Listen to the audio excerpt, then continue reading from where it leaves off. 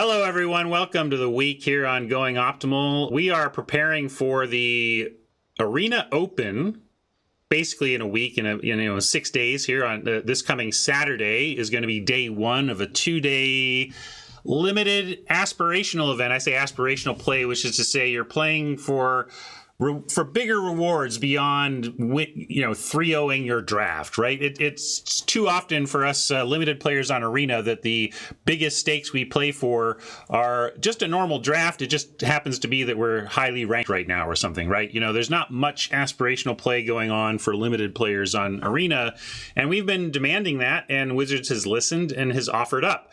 And what they've offered up is a sealed tournament. So that means, and it's understandable as a first go that they would do sealed. I think there are plenty of interesting and viable solutions to enabling an 8-player aspirational draft format on Arena. If you are willing to use seat fillers from the regular queues, it becomes pretty straightforward to fill out pods of 8 on a day one, kind of play as many as you want.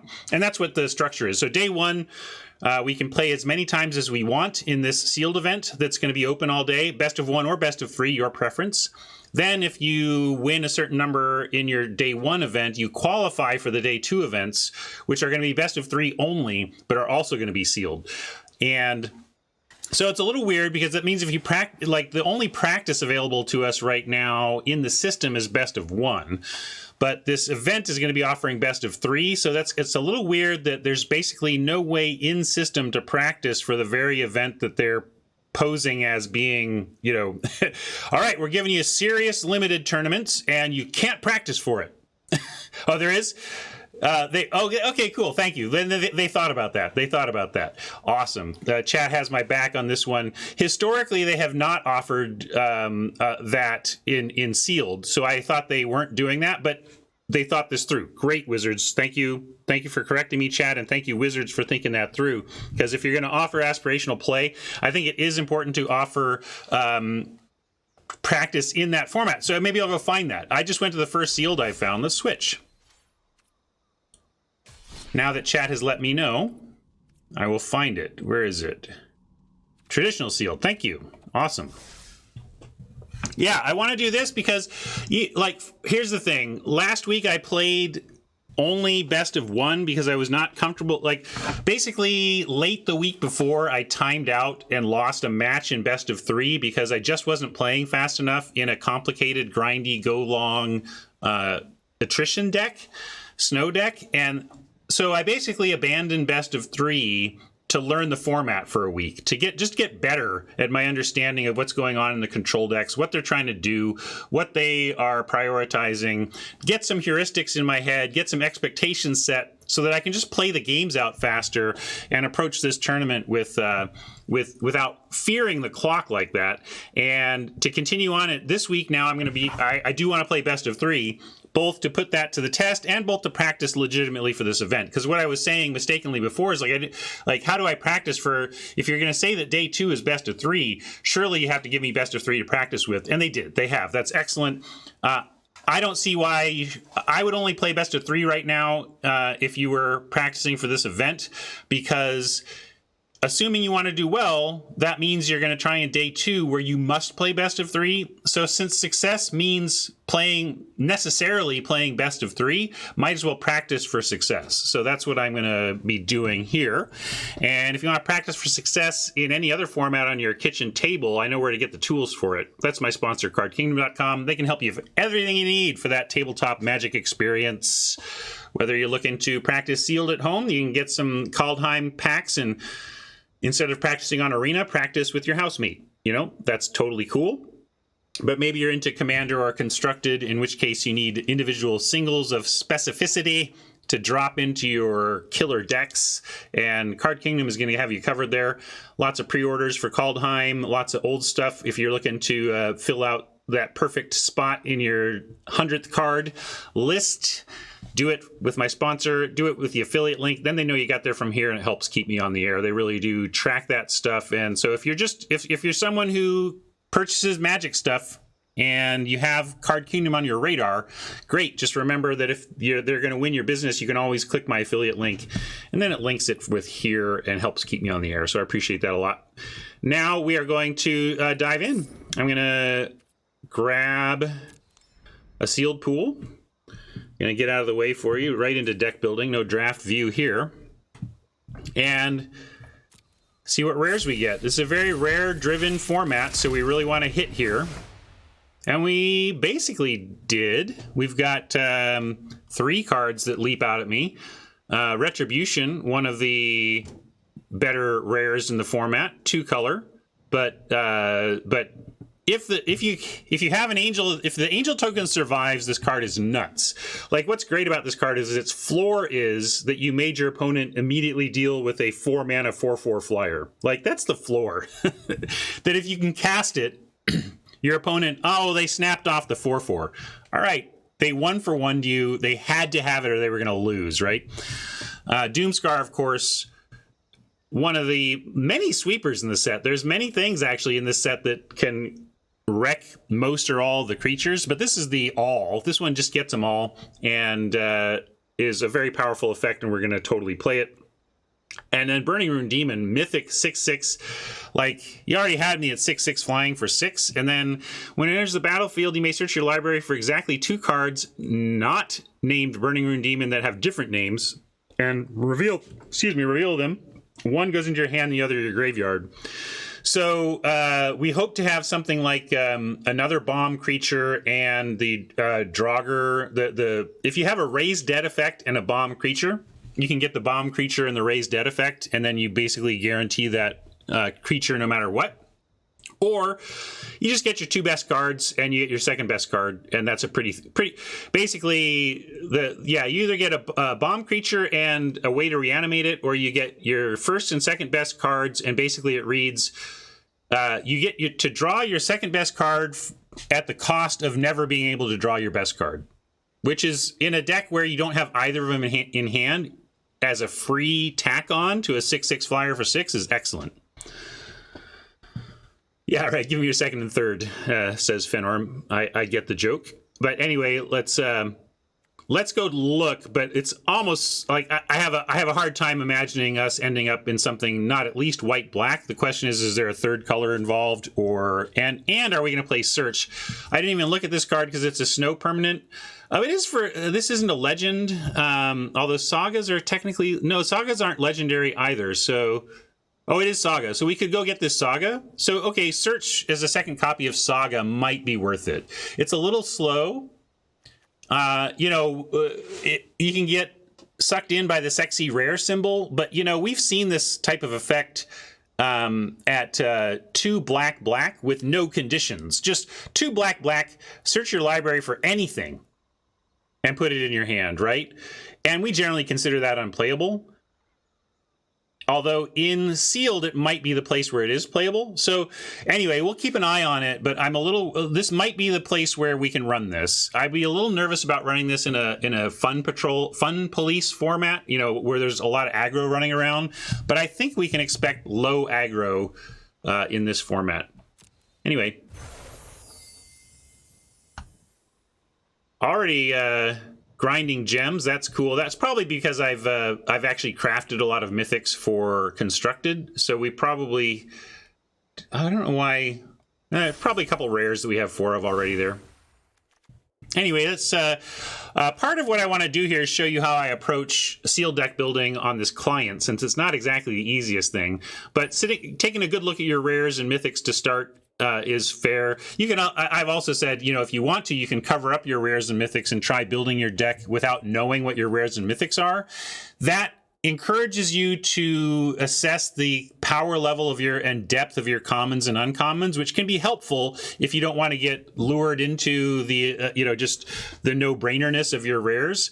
But if you're just trying to do it quickly, you just want to check your rares and mythics because it'll often give you that direction. But then I like to come to the uncommons and look at it just color by color. Let's see what each color has to offer in the uncommons. So we're hoping that white-black hooks us up. And here we get 2 Shepherd of the Cosmos, great uncommon. Of course, you need 2 drop permanents that you're interested in getting back from the graveyard. But hopefully your deck has that. We call them curve filling 2-drops, right? Every deck needs some 2-drops. Hopefully this will get a couple of those. Vega would be potentially splashable. Let's see what else blue has to offer. Frost Augur, nothing much for us there. Black is the other place we want to be, and we have an excellent Poison the Cup and a Return Upon the Tide, which could be the thing we get along with a second best creature to return. Make sure we get our best creature off of that thing, and then yeah, the rune looks good here. This will just go on. I like Death Touch. Being able to throw around Death Touch is nice, and this does hook us up with that combo we were talking about. Red. Arnie Slays the Troll is hard to make work. There's real setup cost here. If you can do the setup, it's great, but it's tough. It can be tough to put yourself in a spot where you're happy to just have a creature of yours fighting a creature of theirs. Of course, this is the color pair to be in for it, thus the card existing. But this looks a little aggressive. We're not quite there. Nothing much going on in the green uncommons as well. So also pretty nice that really the power of our uncommons has been in the colors we wanted to be in anyway. There is another rune. Oh, let's look at our... yeah, we didn't get one of the... too bad we didn't get that rune equipment at uncommon. Brawl is nice if we end up there. I didn't see anything attracting us to green otherwise. I mean, this rune is fine. I actually like this for the +1/+1. This is the only one that gives full-on +1/+1, right? And I like that a lot. That being said, we'll see here. Now let's take a look at... well, did I miss... Yeah, I didn't miss any gold uncommons. So now let's look at commons by color.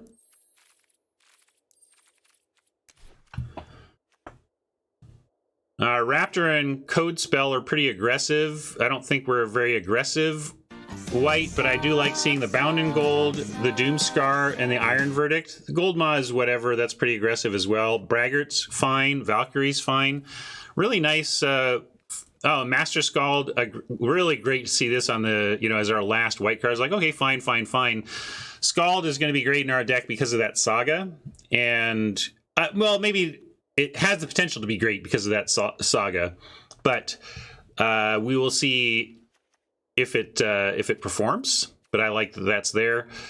Gonna look at blue. We may play a third color, and blue is kind of like Behold. Kind of makes me say maybe we can find a home for a little blue splash. What's our lands? I want to look at our lands and see what snow lands we got. Oh, like none? Oh, wait, all right. I gotta take them off of this. There we go. So let's see what snow we got. Well, no duels, which is kind of stinky. You really hope to see some duels here. That's too bad. But we do have some splashable basics if we want to. Yeah, that's tough.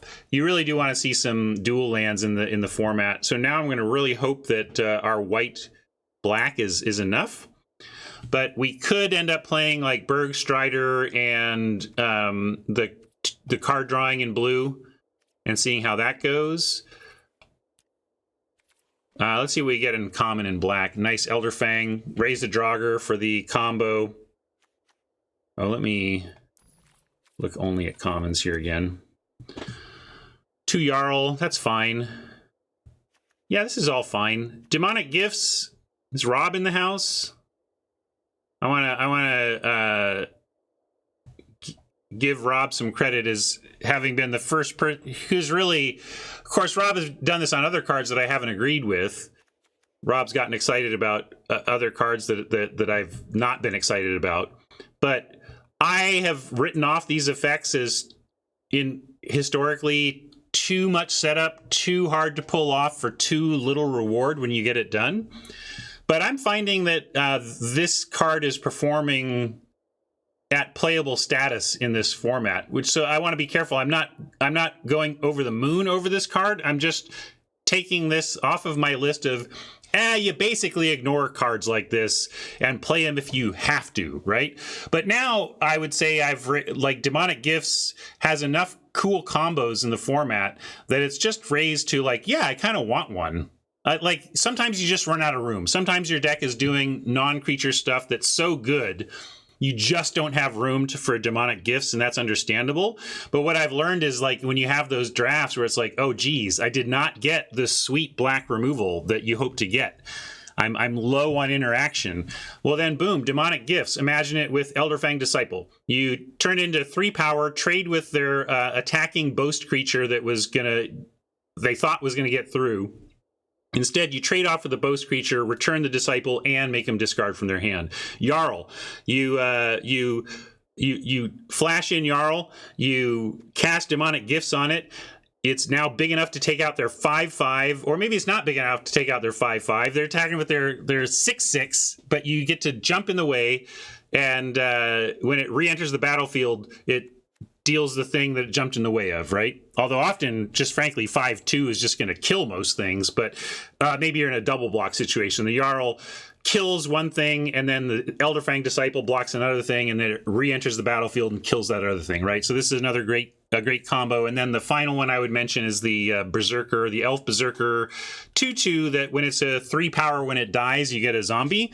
So casting this on that gives you, again, it can trade up when they were expecting that you would have to chump if you blocked, and suddenly you're trading up, getting the 2/2 back and getting an extra 2/2 along with it. So those are 3 common black cards that it combos with, and I think that's why this is much more of a playable card in this world, is that it combos with 3 things in its own color at common. So that's I think what makes it so solid. And yeah, combat. This is some formats are more conducive to combat tricks than others, and this is pretty conducive because the early game, if you're aggro in the early game, it's very conducive to combat tricks because the snow deck or the control deck trying to turn a corner just have to block. Like, you have to play creatures and block to survive. So this is a blocking format, which makes gifts good.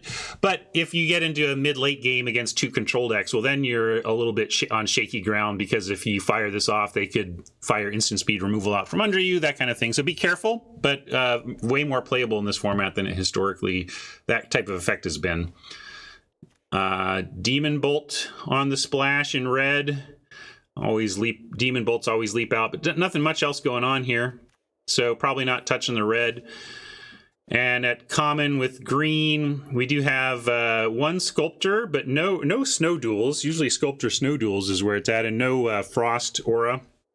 The Frost Aura and the Sculptor tend to be the 2 things that you're looking for here. Yeah, we got a Struggle, and then what was the other fight effect? Oh, there's the gold ones. Yeah, Changelings are angels, that's true, but I don't think that's a reason here. We've got a Pick and a Wings to consider.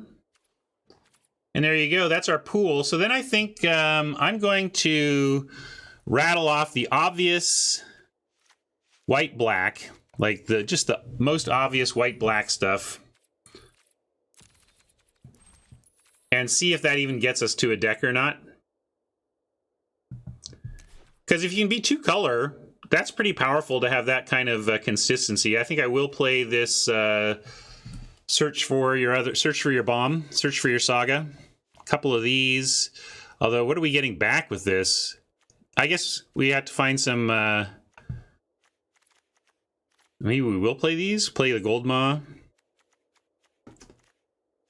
Gifts. One of these. That.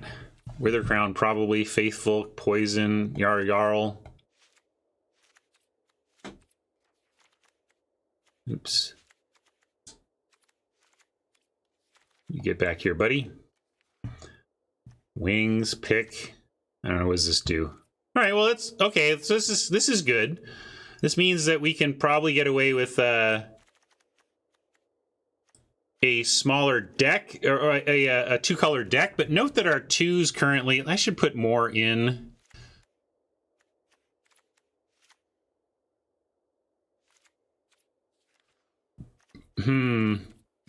I think we should probably be 2-color for the consistency. Yeah, we can bring in that, I suppose. Trouble is, I want this on 1-drops, and like, I guess if we're playing the Raptor and Duskwielder, we have them. It just all feels so aggro in a format where I don't think we want to be aggro.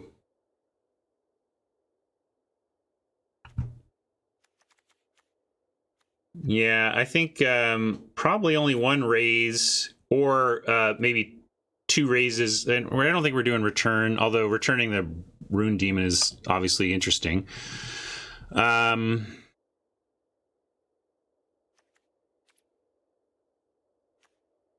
don't think we're running a Cleric. How could we run that card?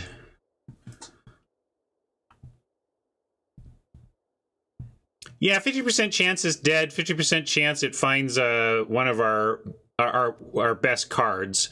But I'm with you. With nothing else to get, like not even a... Like, imagine if we had, say, the white-blue or black-blue Snow Duel, and we wanted to run those 2 blue card draws, right? Like, even if we were finding Fixing, right? Yeah, Hat is there too, right? Like, if we had something, if we were finding Fixing, I'd want to play this, but we don't even have a Snow Duel to get.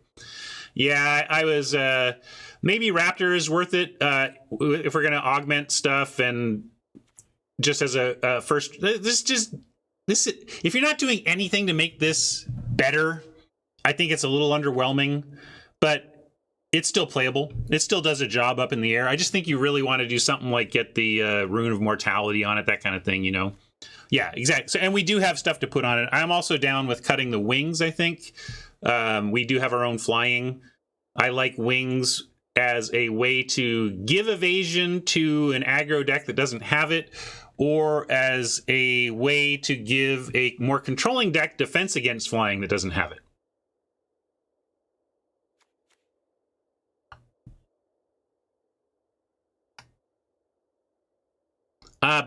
Suggestion for a black splash. Well, this isn't... I mean, 6 mana, you could argue you could splash this. I didn't see anything great in the other colors, though, that made me think, oh, well, this is where the low drops are at. Maybe it's blue. Like, we could do blue.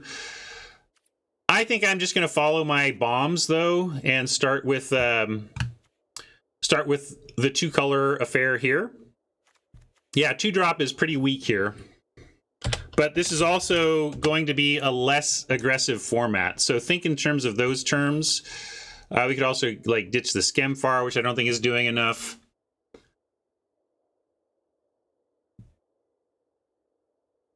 So I could use a little bio break here. Let's start by finishing off this 2-color deck. So this one is at 44 cards, right? So come up with, let's find the 4 cuts here, and then we will take a look at a base white-blue one and see what that looks like. And this is where, yeah, Kennel Master, while I like it in the regular context, in this context doesn't seem to be good enough. Maybe Dread Rider, also not how we want to finish this game. It's lowering our creature count, but I also think we can lower our creature count in this deck. This is a creature. So, all right, so here's 42 cards. Come up with 2 cuts. Come up with your nominations while I'm away, and then we'll poll it when I get back. Finish this deck, and then take a look at a blue build. See if the base blue is somehow strong enough to pull us away from this, okay? Be right back. Hey, gang, thanks for waiting. Let's see what people thought.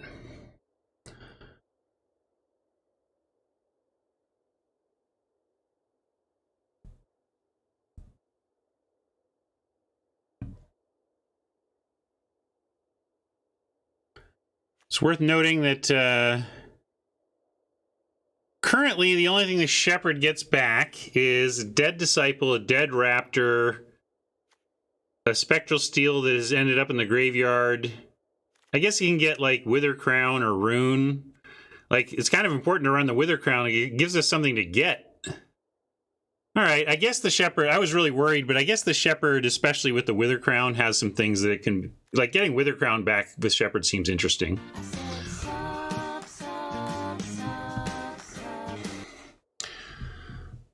But yeah, let's cut the search. I don't even think I need to pull that.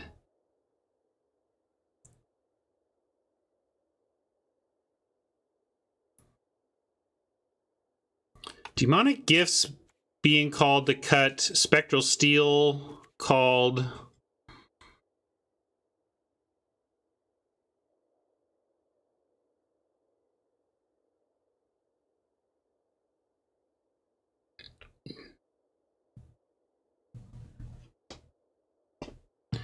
Yeah, I don't think the steel is good in this format or this deck. I like that. I'd rather keep the gifts and, you know, retrigger our shepherd. Heck, retrigger our like 1, 2, 3, 4, 5, 6, 7. We had 7 creatures that work pretty well with the gifts. So this would be my black-white build. Tough to say whether it needs more black or white. Raptor has a turn 1 play on white. We have double black, although that can be single black if needed. And we're heavily into black on 2, although again, not much of this is going to be cast on 2. So maybe Withercrown pick, and man, I don't know. Don't love the early game here, but we can also just Doomscar while we fail to do anything early, right?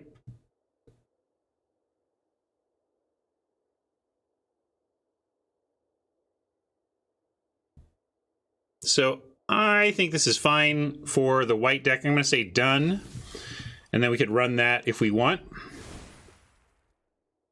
Snowlands are somewhat of a I generally, like, yes, there's the one rare, but in general, I would make people worry about your snow count. I don't know. It just seems like it's a pretty minor thing, but you're going to get a little more equity out of people worried about snow than I think facing the rare. Oh yeah, I was going to actually, let me do this. I'm going to add to decks so that I can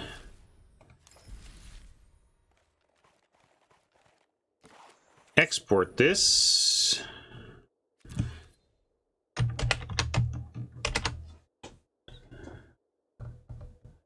And then let's call this sealed deck. All right, I'm going to throw this sealed deck onto my Stream Decker, and then you all can browse this pool on your own.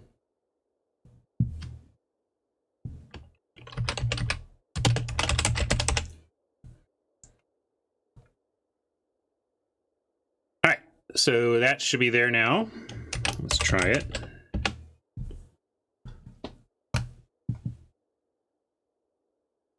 Yours to grab if you want it.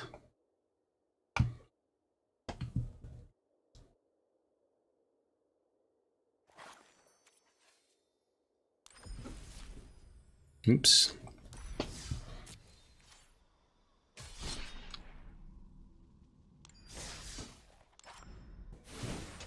Now we are going to, I'm going to cut the whole pool.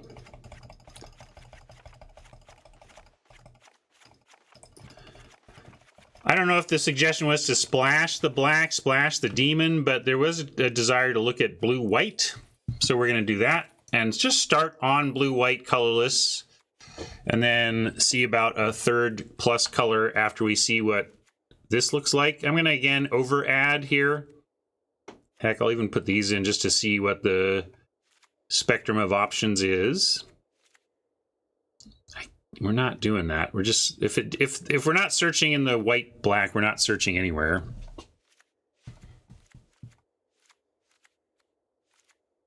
I don't think this is a Frost Augur deck. This is just like Raven form to me. I mean, they're similar in their power level, really.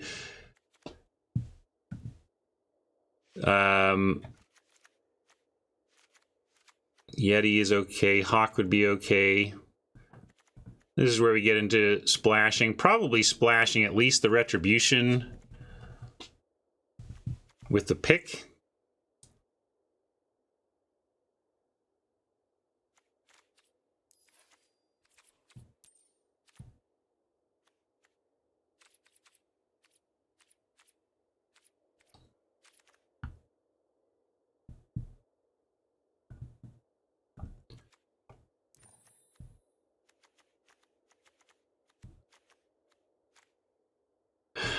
Jinx fails to see the fail case of Mystic Reflection. Why am I not shocked?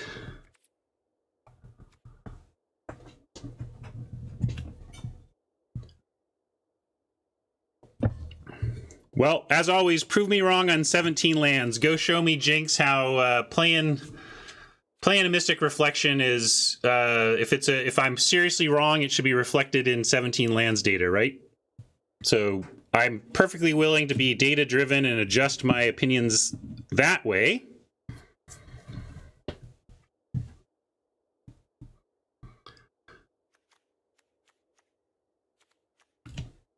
Okay, so is this better? Probably not playing these. I wasn't sure what kind of playables we were going to have. But this is 43. We are 15-11 here.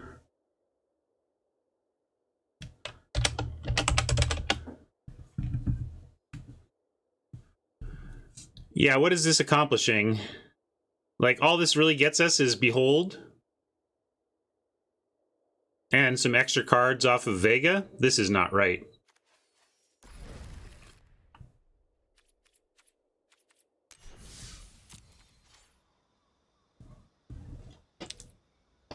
Well, that's the question then. Do we splash the Beholds? I would say, like, they might be easily splashable. Should we? When we have none. We have no fixing but the Gold Vein pick. I think that means we should just stick to white-black here.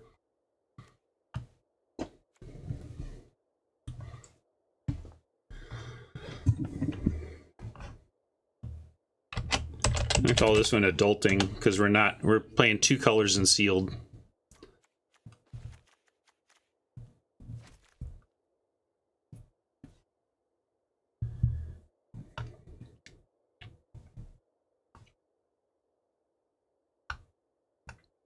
There's no splashing at all. What do you mean check Boros splashing?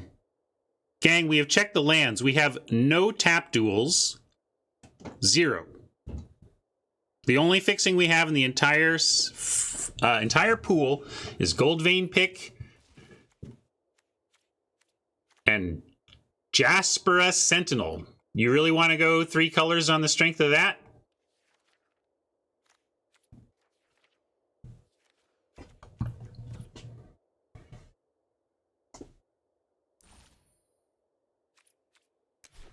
The Demon Splash. What do you mean?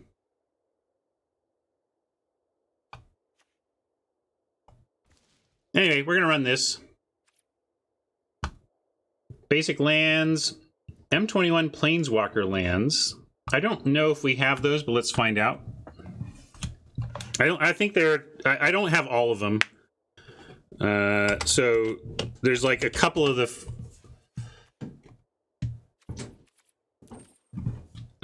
the jump starts where I have those, but it doesn't look like I have the white one. Which ones do I have?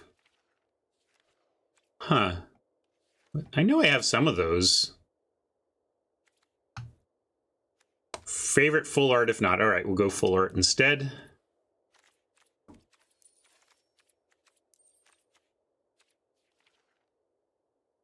Well, favorite full art is my pal John Avon's OG Unhinged.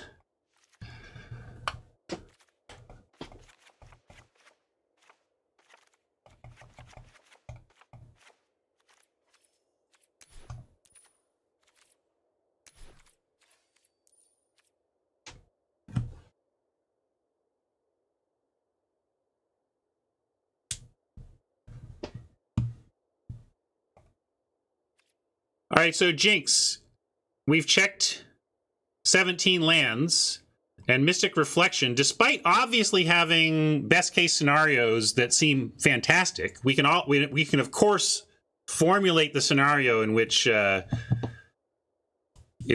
rare Mystic Reflections does something very powerful. We can all come up with that, but the data says it doesn't come up enough to make it a good card.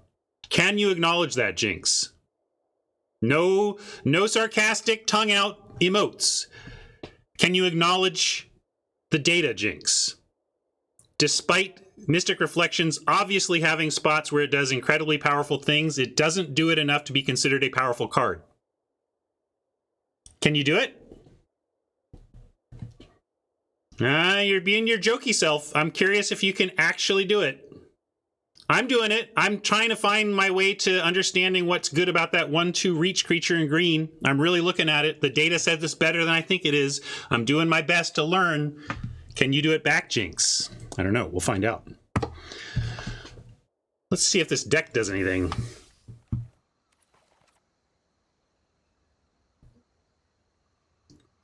I'm with you too, War Furnace, but that's a potent, you know, I imagine there's going to be some fine detail in the 17 lands stuff. I'm with you, War Furnace. Like, I'm taking 17 lands with a grain of salt, and I'll give you that too, Jinx. 17 lands data is not the solution to everything, but it should be pretty telling to at least see if we're close or not, right? I'm not saying it's going to have the fidelity to be the end-all, be-all definer of things, but when you're debating a card and you go look at the data and the data says, look, numerically, this card performs like trash, that's something we need to take into account, right?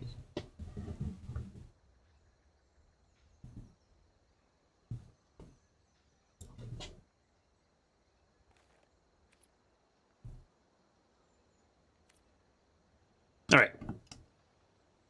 Well, tiebreaker, I mean, the point is, like, if Mystic Reflections had turned out to be an average performer, I would have had to say, okay, well, I need to maybe the setup isn't as hard as I'm thinking it is, right? There could be reasons that I'm wrong anyway, but the data certainly supports where I'm coming from on that card.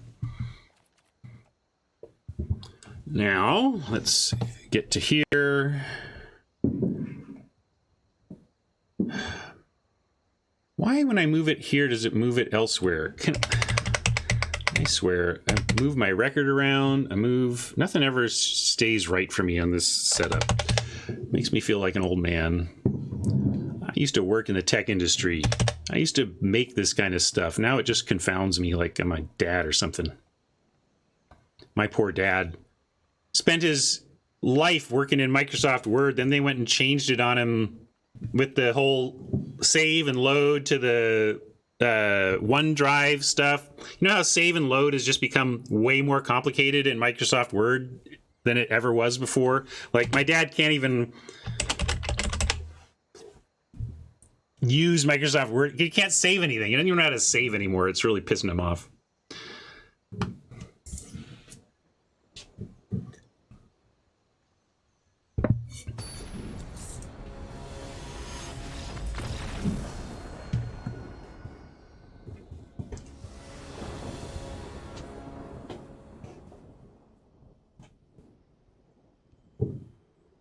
Well, opening on a draw, so we don't know too much about the deck yet. Broke even.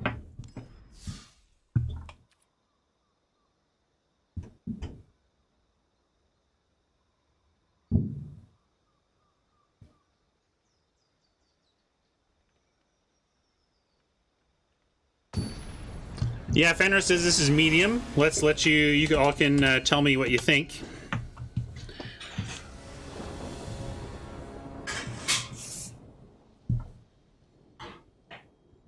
You could say this deck is medium. I don't know. It's got some high end, but... Oh, yeah, sorry. That's the wrong poll. I'll do the right one in a minute. I was thinking we were Premier because we started on Premier, but then we switched. I got to let this poll resolve, though. I'll fix it. Well, none of our twos, but we at least get to foretell a Jarl, so that's cool. And we get the demonic Jarl trick if it becomes available. All right, let's try the correct par poll this time.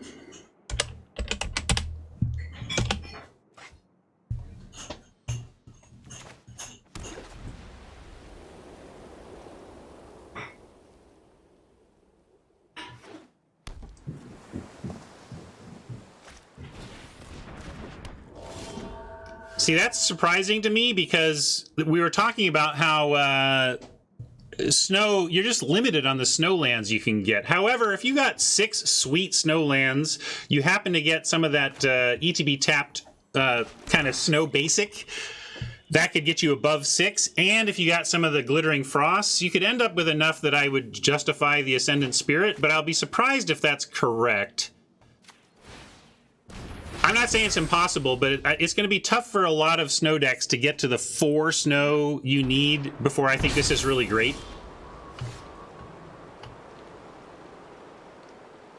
Hey, Middling Mage, how you been? Going well, thank you. Glad to have you here. Hey, our drawing of this Faithful gives us something to do on 3. I'm fine with this here. If we get a basic, do you run out the Retribution? I think we send out the Braggart. If there's a world in which we can wait on the Retribution to try and draw out Oppo removal, that's ideal. Here, I think we trade Demonic Gifts for either one of these creatures, or we can just Jarl. Let's see. Nah. We can attack and see if they want to trade and what they want to trade, and whether or not we want to do anything about that. We could also just hold up Poison the Cup or foretell it. If we foretell, we're not doing anything till next turn, Haj. Right? Whereas if we don't foretell, we can cast it, we can cast this, we can cast Demonic Gifts. So if we foretell Poison, we're done until next turn.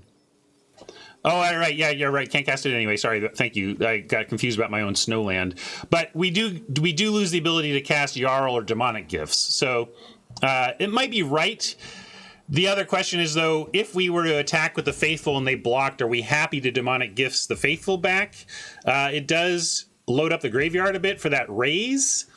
But I think we can say no attacks and foretell the cup because I'm happy to block with this. I'm happy to block with the Faithful.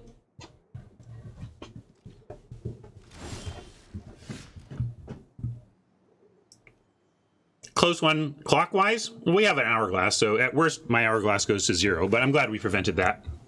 Well, here we are. Oppo stuck on land. I'm not going to mess around. We're going to drop the Angel and make them have it. They could have bounce, though. You know, they can just bounce our token. But if Oppo's showing no land, we're going to make them have it. Yeah, there's many things they could have at 2 life. I mean, at 2 mana for sure. But we're going to make them have it.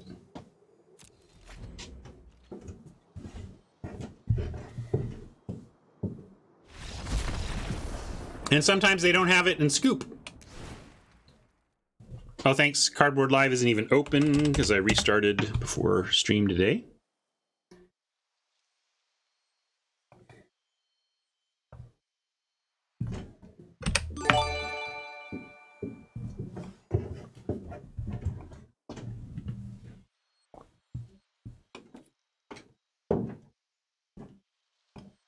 Yeah, I mean, pretend they actually had land and spells, and then we won anyway, because we had a pretty darn good hand there. I almost wish... if I could pick when my opponents get horrifically mana screwed, it would be when I had a much worse hand myself. Oh, right. Here I am. I got to get into a best of 3 mindset. I've been best of 1-ing all week long, so I've been forgetting. I didn't even consider sideboarding there and stuff. Sorry, gang. I got to get my best of 3 head together here. But we're going to keep, I think, on the strength of Jarl. We got all this foretelling that gives us stuff to do, and then any land starts to unlock the we don't even land to unlock the Jarl. Anyway, the Jarl itself is enough to keep here, in my opinion. Yeah, we might not have have enough info to make informed changes, but I think we probably could have taken some guesses. I just wasn't even thinking in terms of best of 3, so I got to shape up.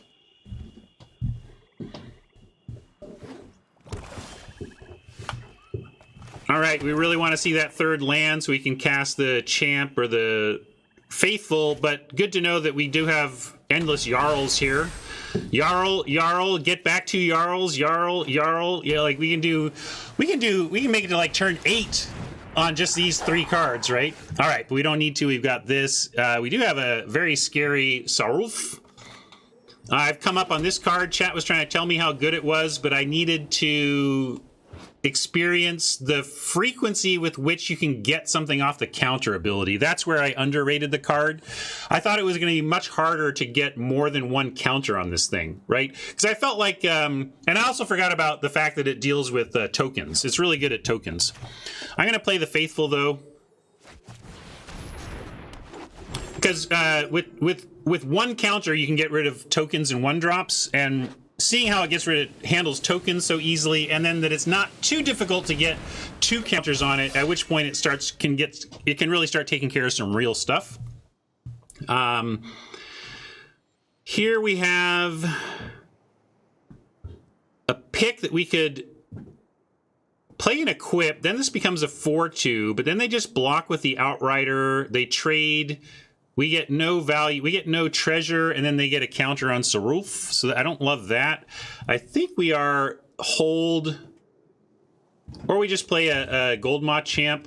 I guess gonna play a second, second 3-drop. It's fine.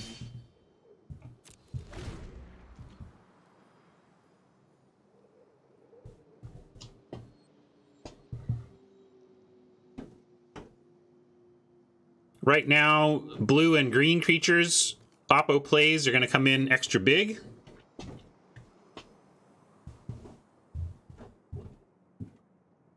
Good call from Scott. And this is another thing about Sarulf that it has brought it up for me a bit. And I always thought it was fine. I said it was like A-, but I'm willing to call it an A now because the sweeping stuff is prevalent enough.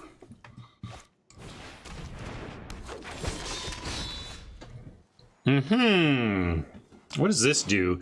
Flying, whenever deals combat damage to a player, return it to his hand, then scry 2. So cheap, big flyer, but it keeps bouncing back to hand. I like surely playing a swamp and foretelling something, Shepherd or Jarl. Perhaps Jarl number 2. Maybe it's Shepherd in case we... although it doesn't get anything currently, right? Currently, this doesn't get anything from our graveyard. So I'm going to actually do... Oh, no! Sorry, gang. That was just a UI misclick. I thought it was this Jarl that I was activating. So in that case... But let's go ahead and foretell this one. I mean, I screwed up, but I can't... got to play on. And again, not an intent screw-up, not a strategy screw-up, just an execution screw-up.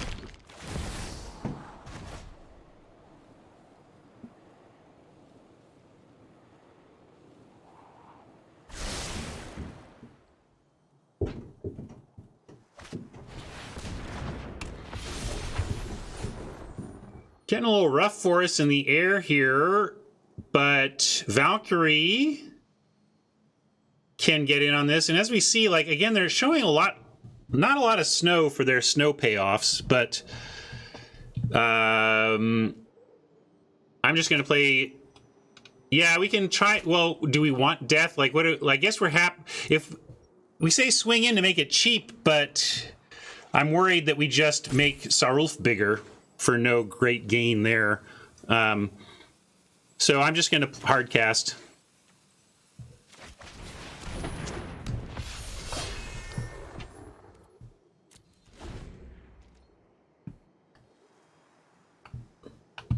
You want to trade aggressively and use the Shepherds, but we literally have nothing to trade with that uses the Shepherds.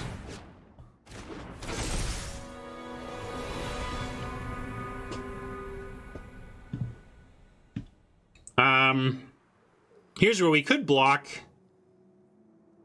but again, I think we need to race. Like, I just don't want to give Sarulf a counter here.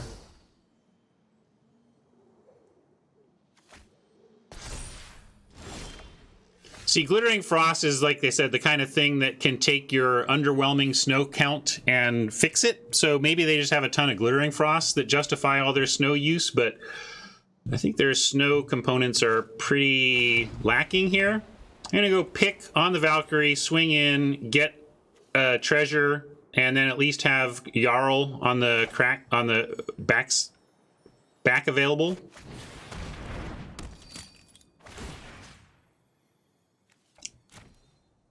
That's true, we do have a faithful trigger. But I'm going to put it on the Valkyrie.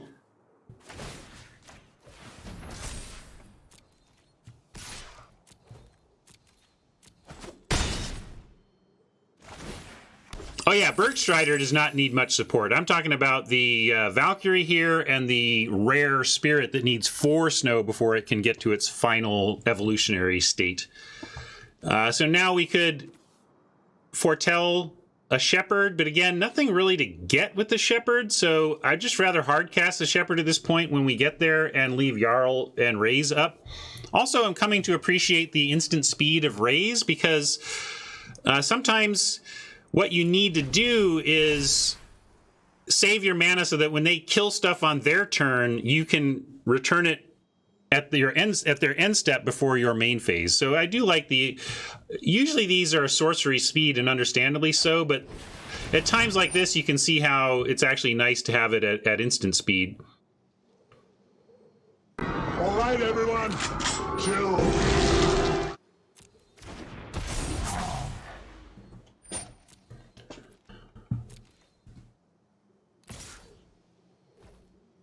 They're playing around Jarl, that's fine.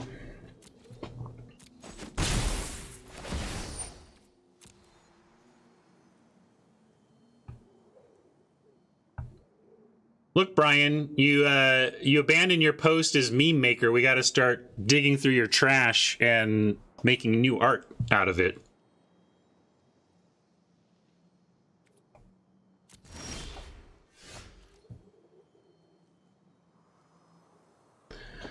So we can drop a Shepherd here, and I think I will just play a full-price Shepherd, although they are playing around the Jarl such that maybe we should just keep having them play around it. Maybe I play Doomscar Oracle full price and then have Jarl.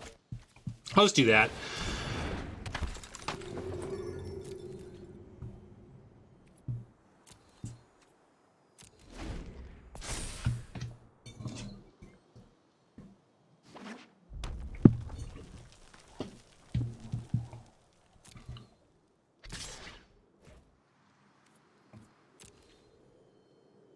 Yeah, it's a great point. Again, I'm trying to remember that. I'm totally going to forget. Treasure equals counter to Serulf. Got to remember that. It's going to be important here.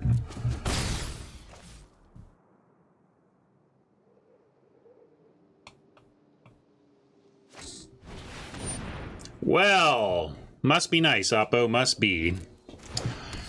I've had some bomby pools too. Oppo's out bombing us and currently just playing it all, right? Which is kind of, I don't blame Oppo for that either, playing like every good rare they have. That's kind of the nature of this sealed format. We just don't have any fixing except for this stupid Goldvein pick.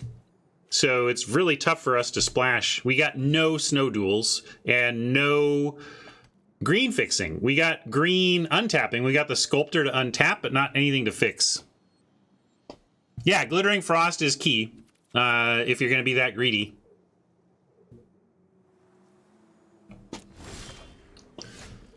All right, well, land means that we can at least play Shepherd without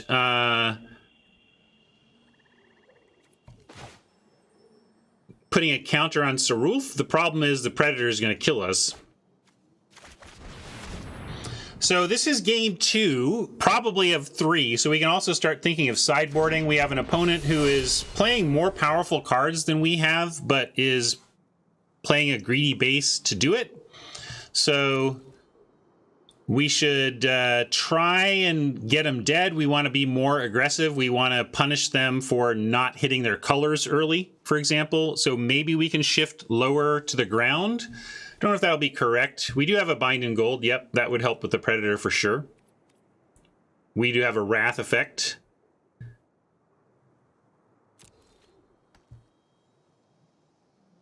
Yeah, Dusk Wielder feels wrong for a 5-color deck, I agree. But we don't know what they have on their bench, right?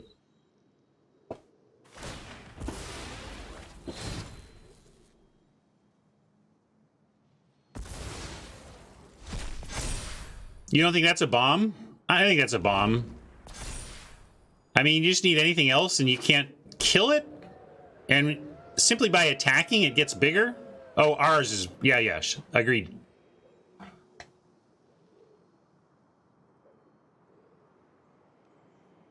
Oh, you're talking about the 6/6 demon? The 6/6 demon is a little pricey. You could argue it's a bomb. I think that it gets you your second best card reliably is awfully good.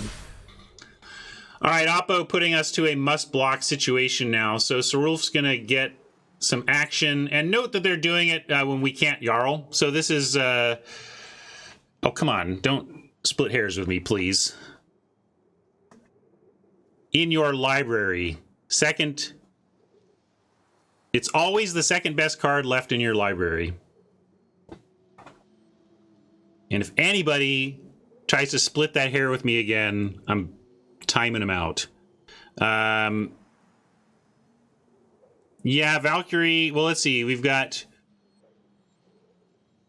Snow here.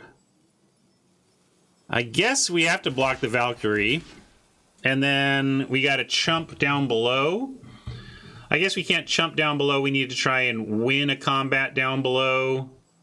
We can't double block except with champ and a flyer to 1-for-1, so might as well double block like this. I know that Sarulf's getting a bunch of counters here, but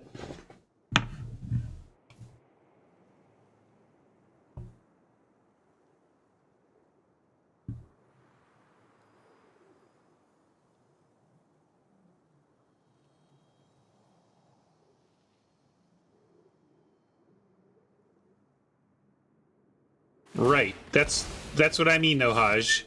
Your second... It draws you your second best card in your library because you choose the first and second best and you get the second best. I don't... It's not complicated. What's going on? Why am I arguing with Haj about this?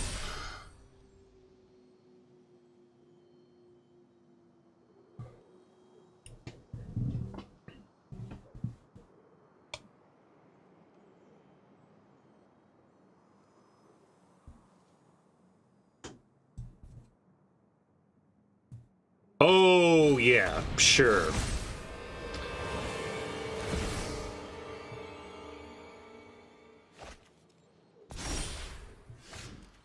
I will start talking coffee. I can do a deep dive into the note by note of some of my favorite Fish songs.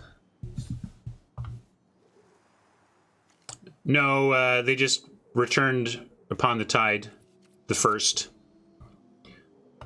So Bind and Gold on the flyer is big game, but maybe we have... Let's see, Sarulf isn't even... Bound and Gold doesn't stop Sarulf.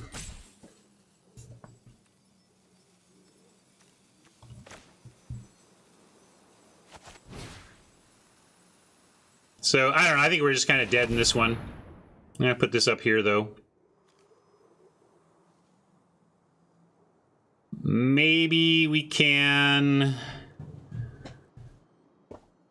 We got to enable some attacks in the air somehow. Yeah, eventually Scott points out, eventually Sarulf manages to get rid of the bind by getting one more counter on the Eater. Really what we're trying to do now is buy time to find our Doomscar. So we kind of need it pretty much next draw-ish, so we could almost, well, at 4 life, I think we got to leave 1 back, but I'm going to send 1 big flyer here. And then we can move the pick to champ? I don't know. Could even, now we have Raise and Jarl. This is reasonable. Oh, yeah, I didn't see. Yeah, there's a lot they can vandal that away, so we need to chump there. Again, this is all, basically, all these observations everybody is making still come to the same point, that we basically need a Doomscar on top of the library, or we're going to game 3. But yes, we can keep looping some Jarls here as a way to try and stay alive. Interesting. What did they do? They got rid of... the pick? Huh, why? Huh. All right.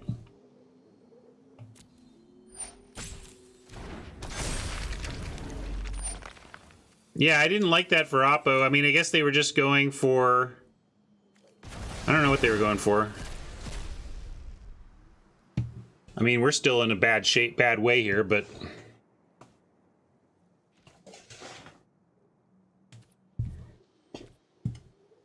Yeah, maybe they're just looking to get in, but...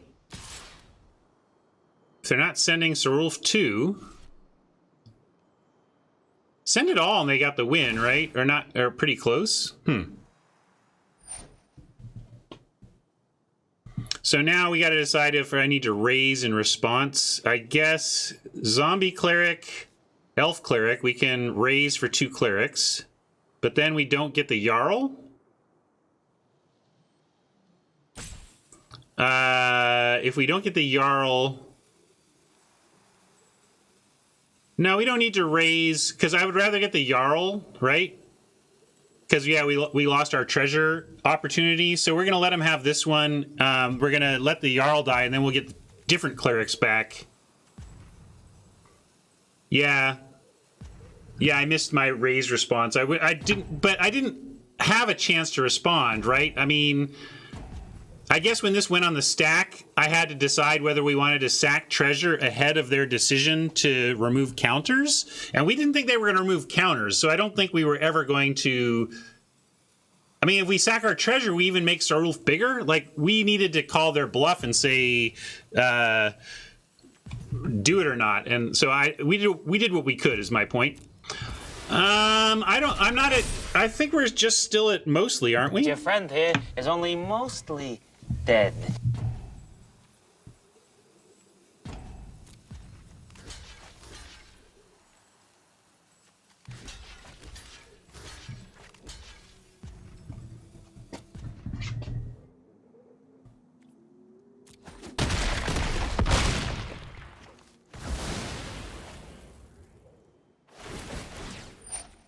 Now, we can Jarl and kill the Strider, nothing to be done about it, or we can aim at the Predator and make them sack something else, but then that means we're killing Vandal instead, basically. And I don't think killing Vandal is better than killing the Strider. So we're going to give him credit as being clever enough to sack the Vandal. So yeah, it's still Doomscar or bust, which really means we don't play anything. We raise the Draugr, actually. What we do is raise the Draugr because it's actually a spell we can make that, if we do find our Doomscar, helps us afterwards. Only mostly thanks to our rare. We do have one out. One out. Should we use our one time? Hey, Magic Gods. Oh yeah, they indie the dragon. I wonder if we can play a flyer in that case. Maybe we need a cheap flyer. So we need to get like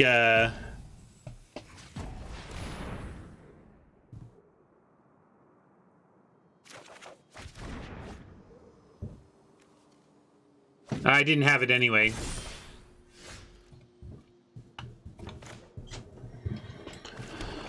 So we missed our Doomscar, and this one's over. Played your outs, though.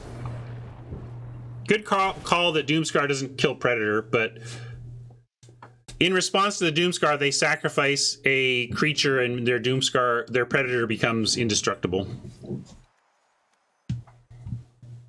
Combo-rific. Actually had Predator and Doomscar in the same deck, and that was a nice combo. Isn't there another... What's the other indestructible? There's some creatures that come in... Oh, like the Troll. I had Doomscar and Troll in the deck, too, where you could activate the Snow Troll and then Doomscar. All right, so we have a little info here. Oppo, greedy... I don't even want to say... Greedy implies mistakenly, when I just mean Oppo 5-color good stuff is maybe takes away the a judgy word like greed out of it. They're just playing 5-color good stuff, and we are trying to get them dead quick. before they get all their colors ready. I don't think that means we're like running a Dusk Wielder though. But I could get on board for maybe a Kennel Master. Kennel Master gets you more aggressive over something like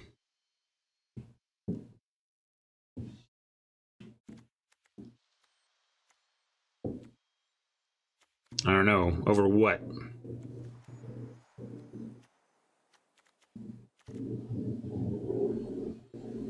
You want to see red? I don't know if we have time to adjust the whole deck here, but there certainly is some aggro to be found in red. Good red includes the Cavalry, the Berserker, the Dragon Berserker, the Liberator. So there is some low-down red, Demon Bolt. I think I can't really pull off a switch of colors right now, but we can take a look at a red build later. Yeah, we could cut a Shepherd and go for Kennel Master.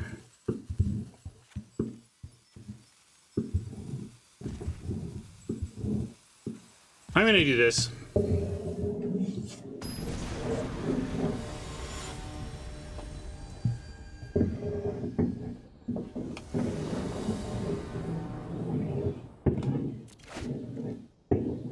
I don't know if you hear the scraping, but my wife must be vacuuming because I'm getting, sounds like there's shuffleboard being played above me. You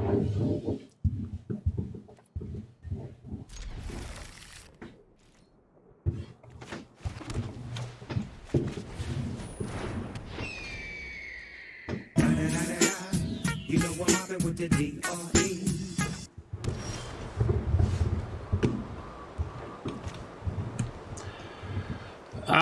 This kind of stinks that we're trying to be more aggressive than Oppo, trying to get ourselves going, but we don't have a 2-drop, although we knew that was a weakness of the deck as well. I just hope that we would find something to foretell, at least. We have enough foretell that we should have active 2s, whereas now we only have an active 2 if they decide to target our Raptor and we decide to save it.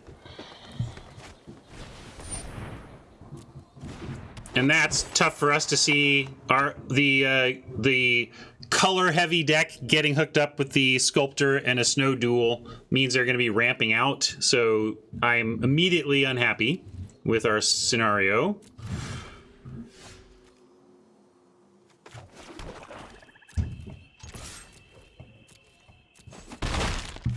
But we can drop a Faithful, and at least we got Braggart next turn. So we are getting a somewhat aggressive start. We really just missed that 2-drop. It's really tough to not have a 2. Although you can think of it as we did have a Raptor, and you don't often have 1-drops. So at least we had a play before turn 3. It just wasn't as powerful a play as I would have liked.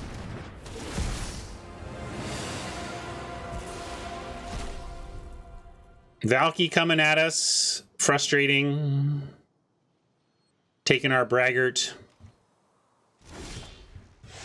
They know about our hand now as well, so the gifts is much worse now. But we've still got attacks. They know about it, but what are they going to do? Block? Go ahead, block.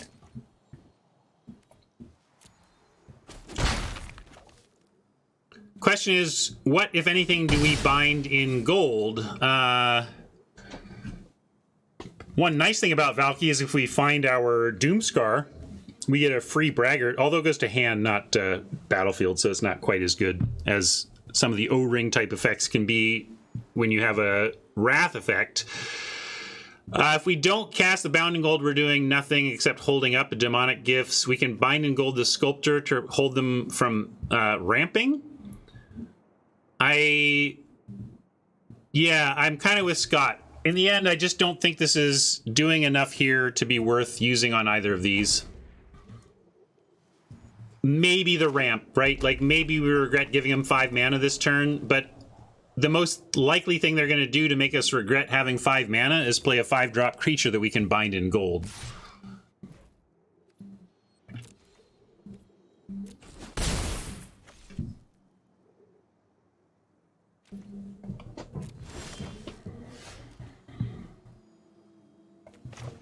Boo earns. Flooding a bit here.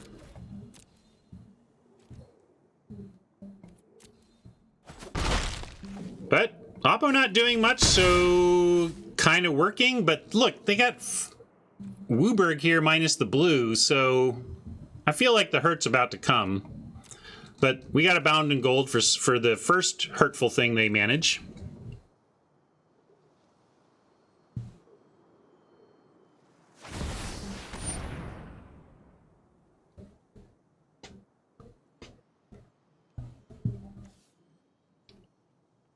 Can they use Rise and get Tybalt? What do you mean? What Rise? What spell are you talking about, Scott?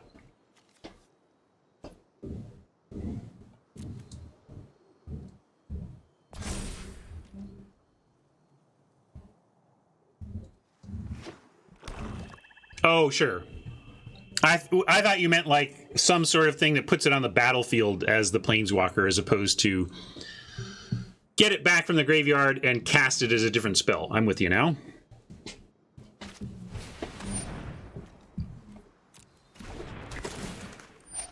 I thought there was some rules trick to reanimate side 1 into side 2.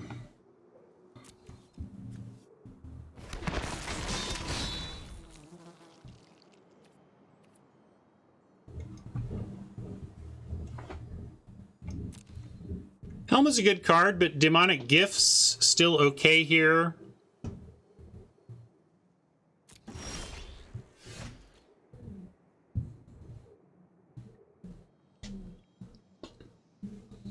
We are landlording. Oh, here comes the flood. So, how do we not lose this game?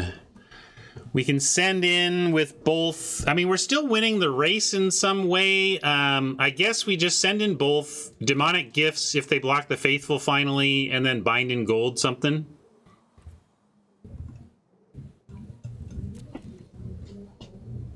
I don't know what to do besides continuing to crash in and hope our flyer gets there, really.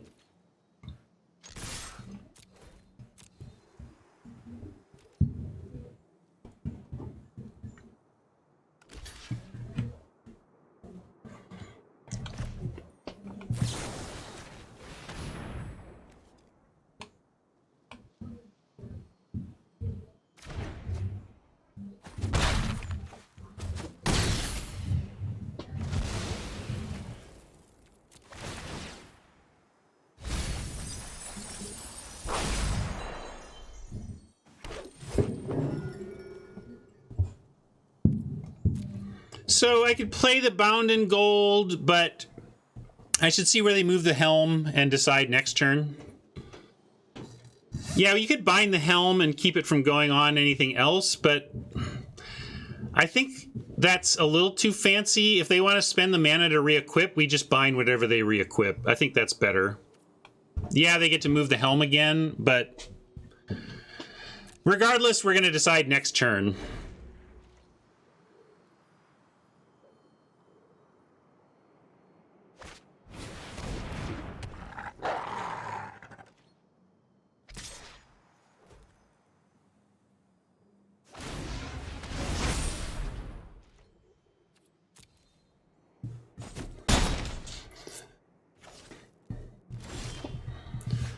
Well, we can bind Sarulf.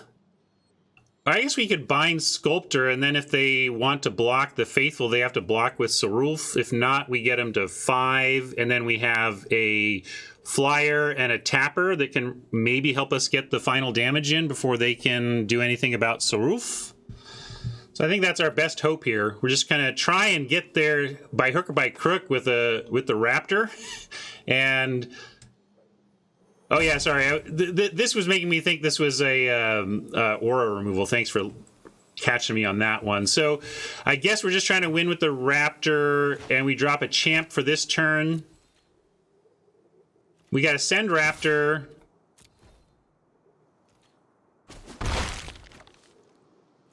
Drop Champ.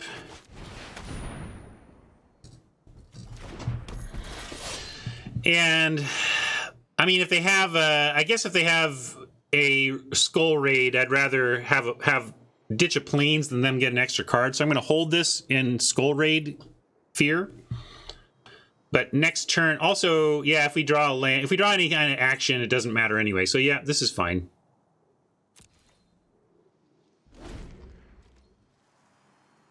If they can kill something, then we're in trouble because they only need to get one counter on Sarulf before the Raptor is in jeopardy.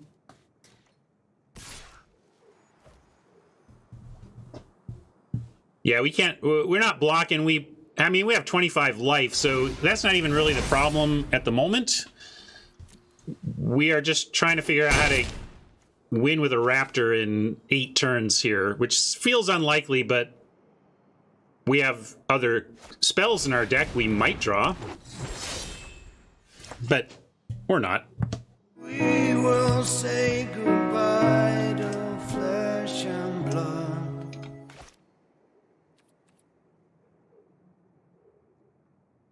So now I could attack, tap down. Like we could, like, let's say we bind up the Braggart and we send in and we tap down Sculptor.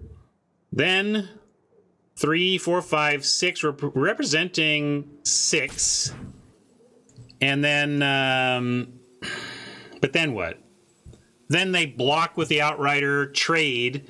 Sarulf gets a counter and the Raptor is dead. So, yeah, I feel like I can't send, right? I just got to send Raptor. But we may need to bind the Braggart as the thing that is attacking with impunity here, and the thing to which we will lose the race before this is over, right?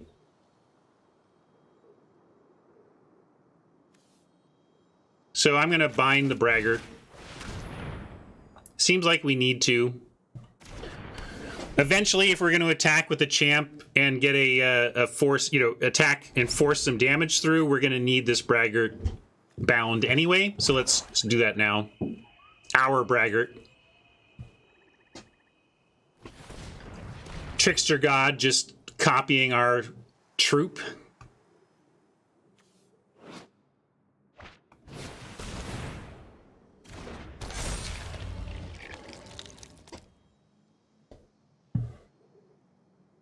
Yeah, Sarulf on 3 is fine with us because it basically wrecks everything. Doesn't even wreck the... I guess it copies the mana cost as well, huh?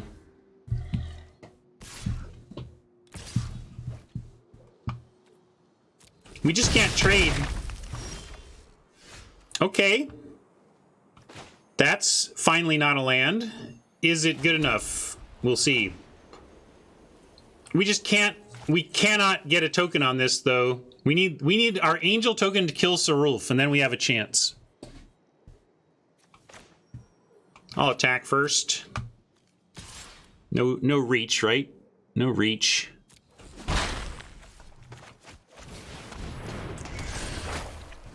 I at least did a reach check. Do you see how I did that? I looked to see if my flyer would get blocked. Sarulf cannot remove 0 counters. Sarulf has to get a counter, which means something of ours has to die, and we're just not going to let anything of ours die if we can help it here. They need to have a creature in the yard to execute that.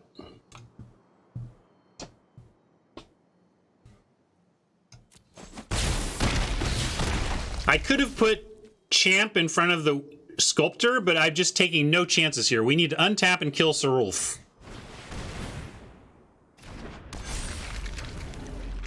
Oh yeah, just lethal on the crackback would also be fine.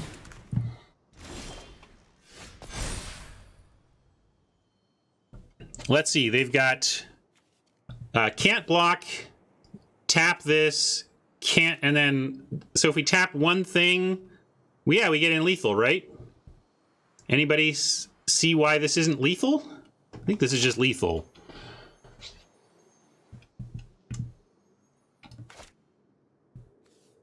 Yeah, so we'll kill Sarulf and then tap the Warden. Okay, seems good.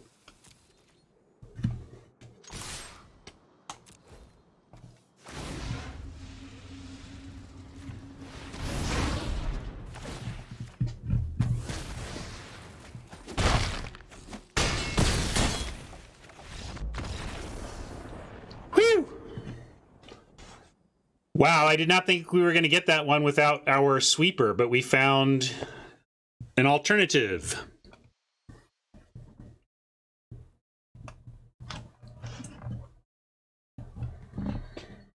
Flood, flood, flood, flood, flood, busted saga.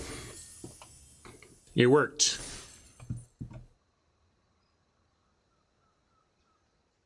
Oh, I updated my record when I thought we were playing best of 1, and now my record is actually correct for best of 3.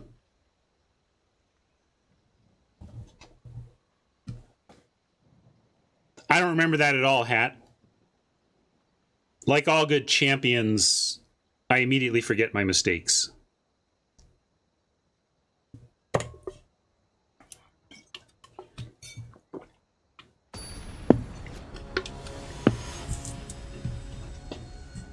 Once I've learned the lessons from it, of course. I internalize the lessons, and then... All right, let's play. Okay, cool. I like Foretell, and then Oracle Pick on 3.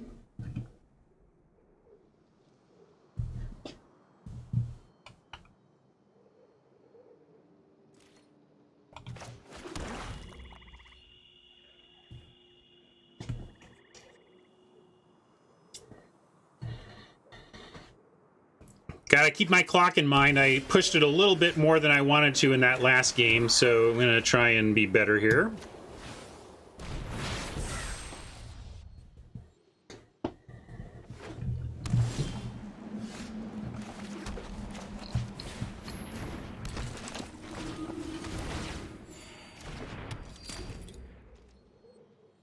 Next turn, we have Equip for 1 and Poison the Cup, or we have Foretell, probably double Foretell, although if I can get in with the pick, I'll get in with the pick if we can. Other than that, I can double Foretell. Heck, if I get in with the pick, I can double Foretell, right? Ooh. New plan.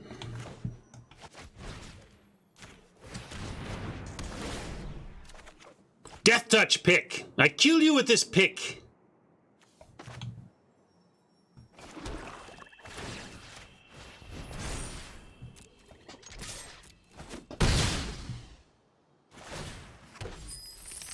And we'll foretell the cup.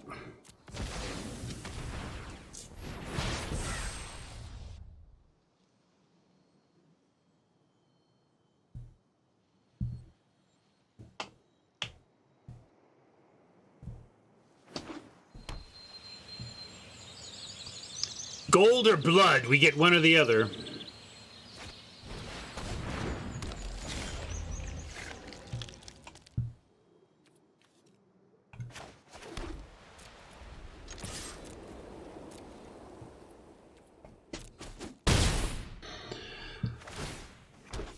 I don't know if I'm on poison here. We could 2-spell by poisoning, but I think champ plus verdict foretell is fine.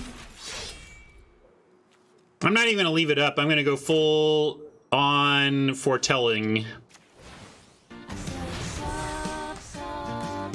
Technically, we have Iron Verdict up, which I might use. That might be a thing to use on the Mistwalker. Thank you for the sub, Goblins and Droids. 18 months. Nice. Yikes. Okay, well, we're going to go ahead and verdict that Mistwalker when it attacks us. Our sweet pick gets left behind, though, too.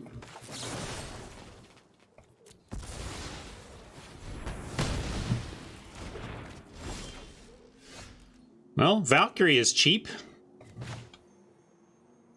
Question is, do we want to? I don't think we could cast a cheap Valkyrie and have Poison the Cup up, but we do have Draugr, Raise the Draugr in the deck, so I'm just going to hard cast this and put the pick on it and not use up our graveyard. If they come up with something to poison, we'll do that in our next main.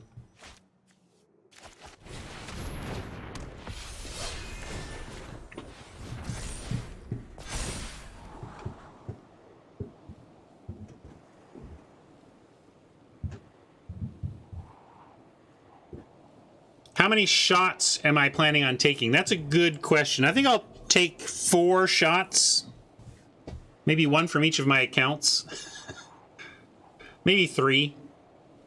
Or maybe I'll do as many as I feel like, but if I start... I'm not going to do any more than... I think I won't do any on my main account, and then I'll do... Although, I'll think about it. But basically, I can play as many as I want from the paid account. If I want to pay to play in 1 million on Saturday, then I can just do the paid account. But ideally, just 1. Yeah, that'd be nice.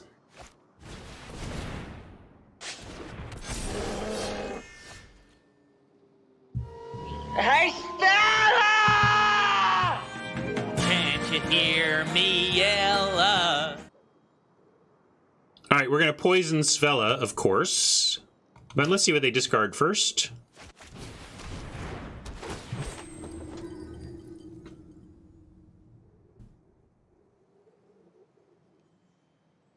But I have 4 accounts, Hat, right? I can qualify on all my accounts. Let's make that the goal. No, I don't think I'll be that.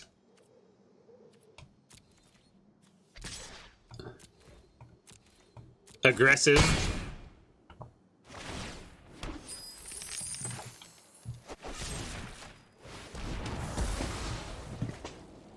Whoa, good scry. Go away.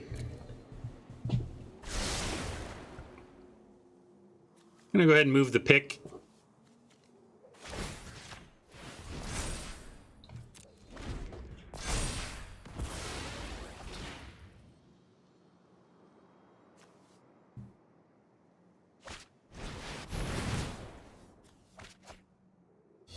Dude, mate, what do you want to do tonight? Same thing we do every night, Pinky. Try to take over the world. I kill Svella on sight, basically, yeah. I don't know. I don't regret it yet.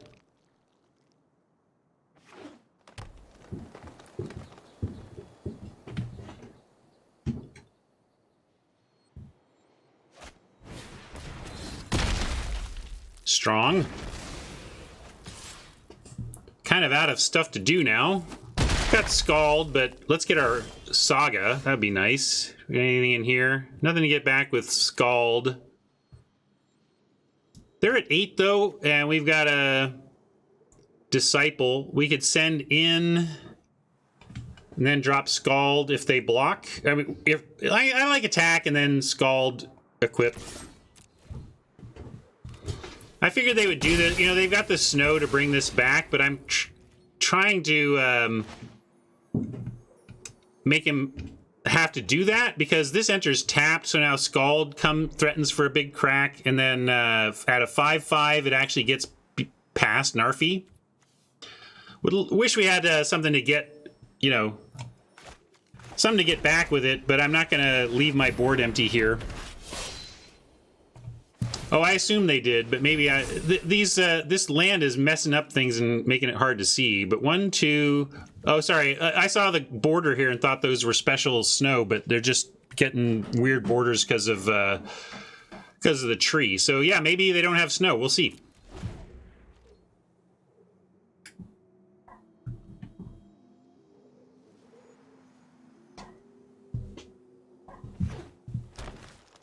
Oh, there you go. That's what they were planning on.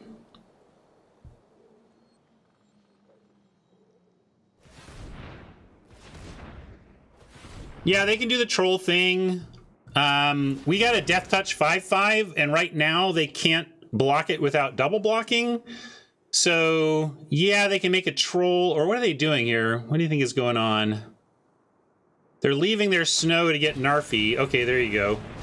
Well, rough. Although, interesting.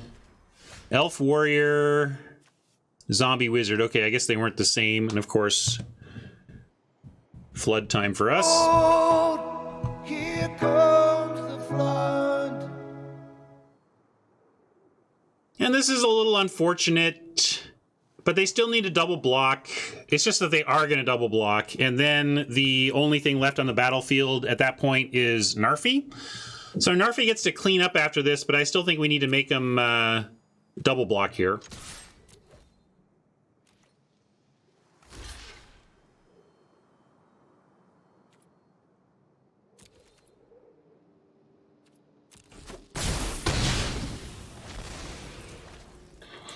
So we have our pick. We need to draw some action, and Oppo's going to get cracking with Narfi here. But we have a lot of outs. We just need to find them. And of course, it would help if Oppo wouldn't find 6 drops. Oh, come on. Whatever. I suppose I was going to be, you know, do a little salty scoop there, but I shouldn't, because we have a Wrath. We could top deck our Wrath and still win this game. Narfi gets to come back again, but we could still... Okay. Now we can scoop.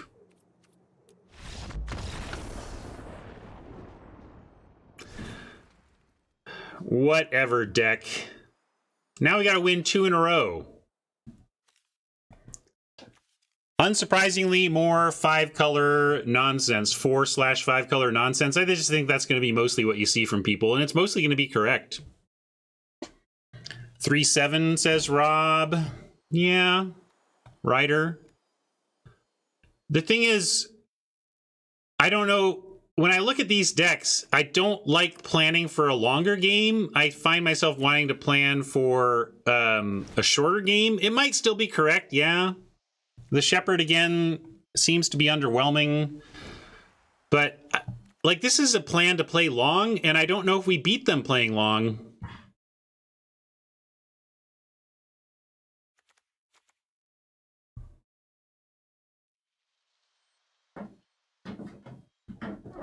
Yeah, the Kennel Master is the 5-drop we brought in to be aggressive before.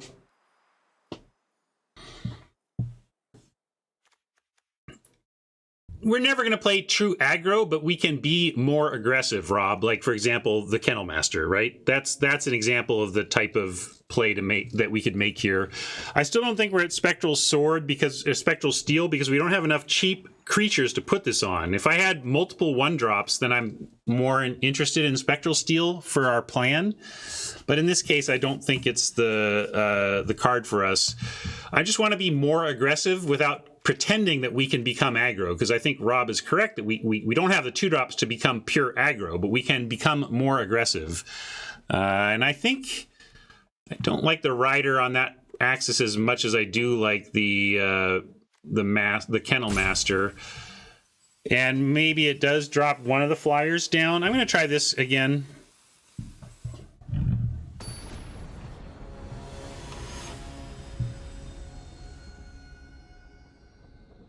I feel you, Bat Meme.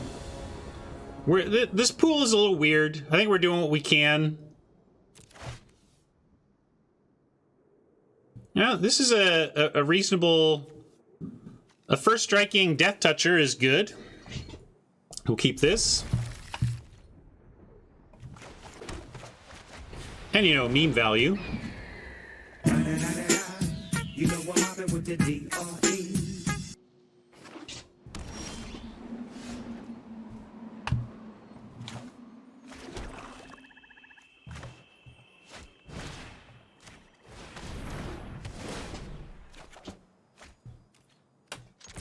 Ooh.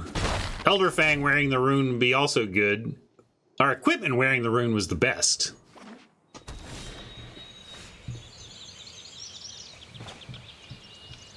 Well, we could foretell something, but then we can't disciple. I think we'd just rather have the disciple here, and then maybe we get the demonic gifts type play next turn. Some say I never heard of ya. Don't believe the hype, it's a sequel. Don't believe the hype. Yeah, we're hoping they play a creature that they'll try and eat the disciple with. The thing is, I don't think they're gonna be silly enough to risk it, but we'll sure give them a chance, right?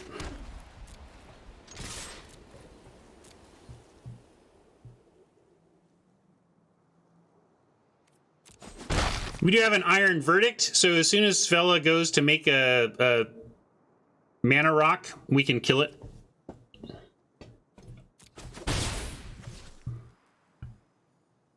It's not a bluff yeah, like That's a good point, because we didn't. Demonic Gifts isn't enough. Yes, because I'm still willing to Demonic Gifts to bring this back to make him discard again. Like, that's the worst case. We can double foretell, but then we don't get the Iron Verdict this turn. Although there's no way they're going to tap Svella on their turn, right? So if Svella attacks, fine, we untap and verdict it, right? So I think you're right. We can go ahead and double foretell because we're not intending to verdict during their next turn.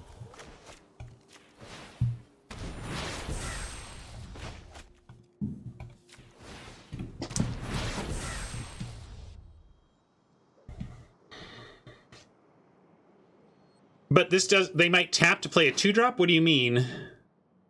Oh, sure. But again, if they tap on their turn to do something like that, we still just untap and verdict is my point. And we can't stop that first tap anyway. It's not like Iron Verdict prevents the 3/3, that prevents the Ice Manolith anyway. Oh, we snuck in 6 damage in the air. We found our Saga, Haj. We found the Angel Saga, made an Angel, used it to kill Sarulf and swing for the win. But Oppo punted, yes. Oppo gave us the chance. All right, we found ourselves a Faithful. We could play Faithful and still have the Iron Verdict, but we offer the Disciple again.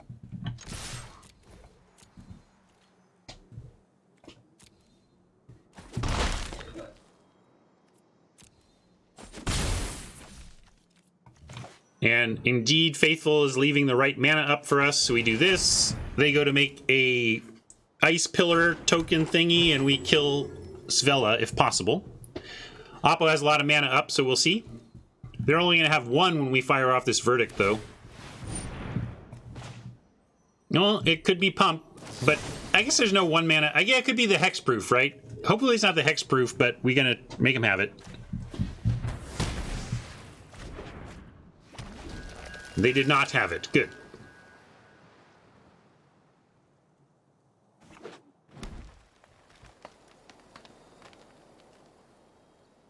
That's actually a great question, Bat Meme. If you had some channel points, I would strongly suggest turning that into an AMA. And then I'll speak to it. Surely you have channel points stored up, right, Bat Meme?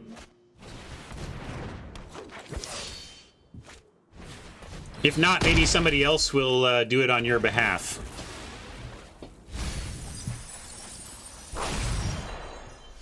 Doomscar.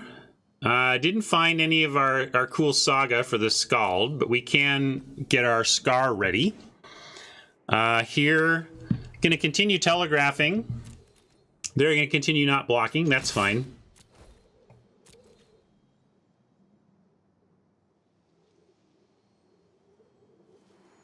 Look at that. Great God Ohm had channel points burning holes in the pocket and used them on you, Bat Meme.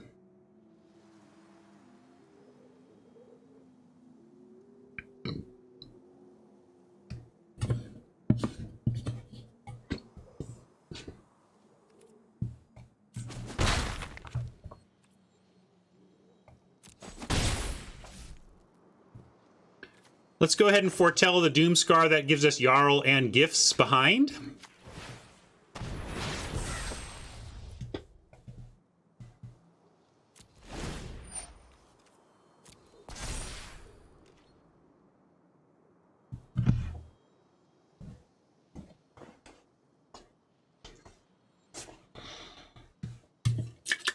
All my beverage containers are empty.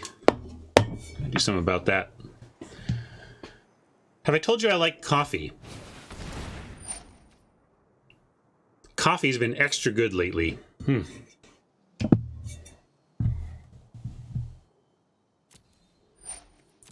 War Master is powerful. At this point, I may try to just bait them into some more creature plays here. Oh yeah, oh yeah. Doomscar looking very good. I don't add chocolate, but I'm not going to tell anybody not to. I add cream and sugar, which some people find shocking, given that I am supposedly some sort of coffee snob. But in fact, much like I like cream and sugar in my cocoa, I like it in my coffee too. Well, we could pop in the Jarl and trade that off, but we're just going to Doomscar now.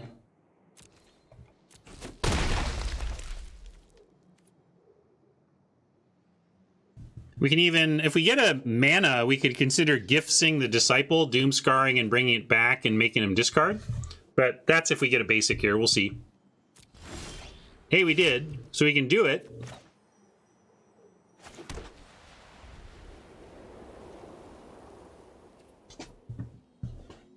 It does get their last card. The reason I'm considering it is Hajj, it like takes them to nothing. Stone, nothing, right?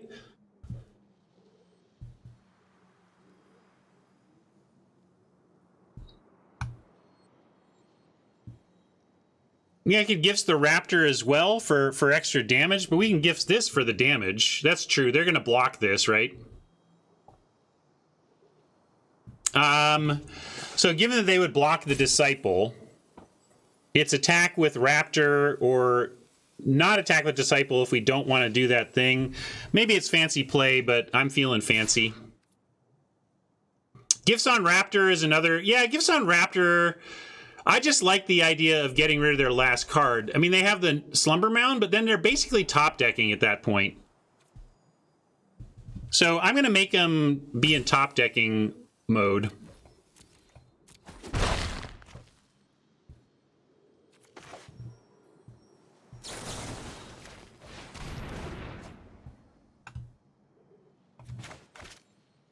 Oops.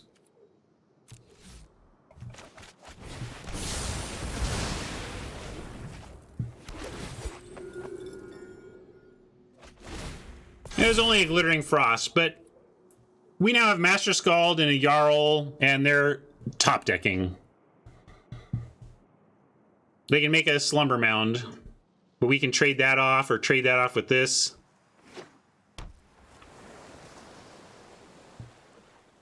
Yeah, the Snow Mana does look a little confusing. This is not a sorcery only, so they can, quote, get us, but we're going to let them get us. By all means, get us.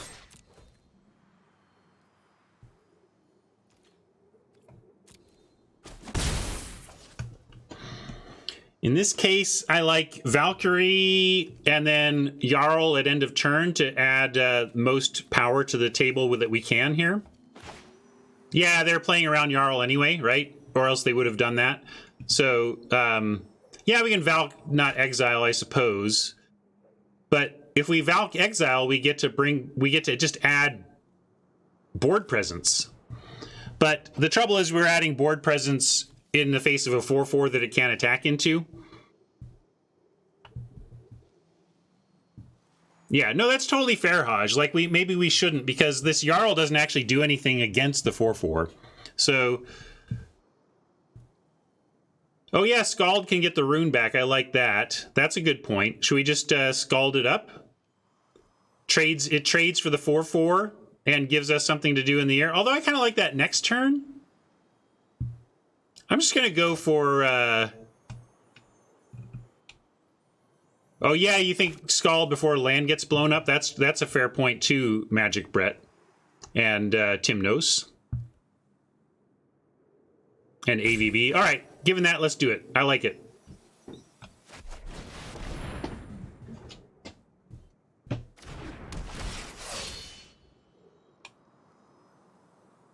And I'm actually going to take out the Faithful. I feel like if we do end up reanimating or you know, raise deading, we want to raise dead a cheap flyer to get the last damage in.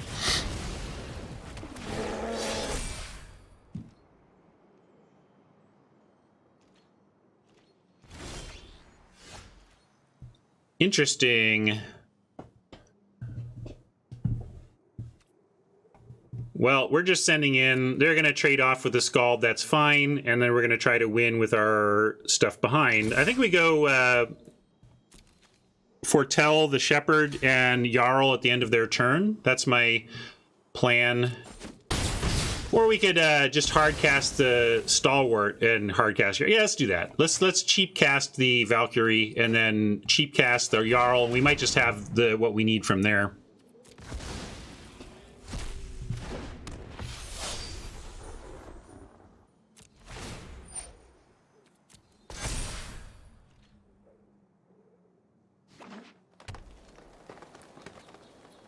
Should have just Scald. Why?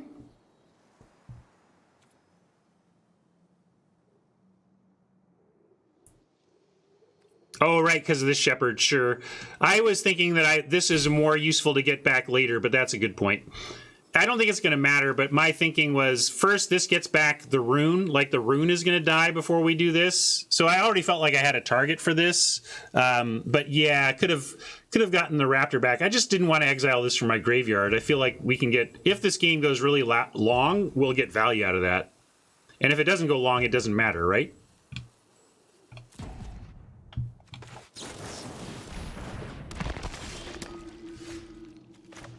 Can't do this because they got our lands, but let's go rune on... It doesn't increase power or anything, so I'm going to put it on the thing that just now the Disciple actually does something, you know?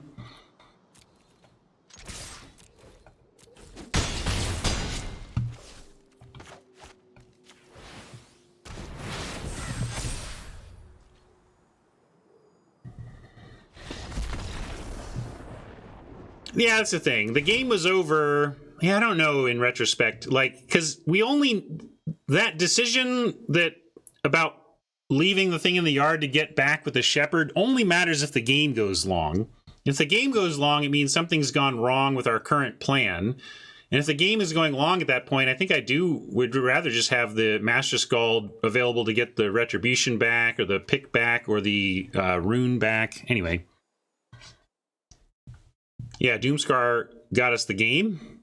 And I think I'm going to keep this. The Kennel Master was solid there. It would have been like over a second Shepherd.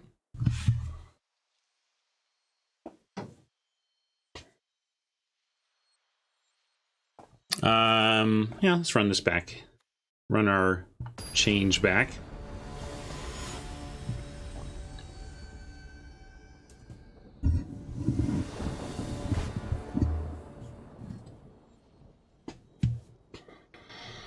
Well, we got our most powerful card in our opener and some other good stuff, but no second land. I guess you show me the plains on top and you can make an argument to keep this, but even then it's just an argument, so this is a clear mulligan for our situation.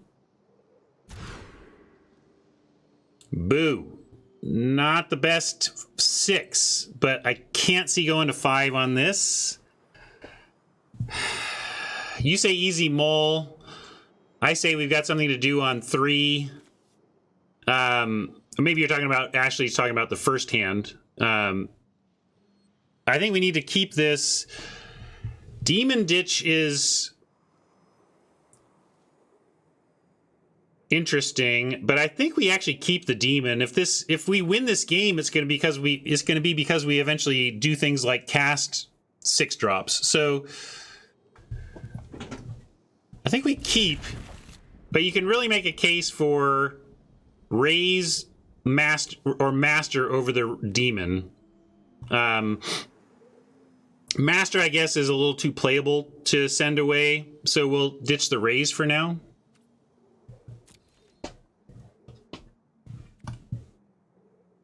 I'm calling this playable because any 2 lands means we can play it.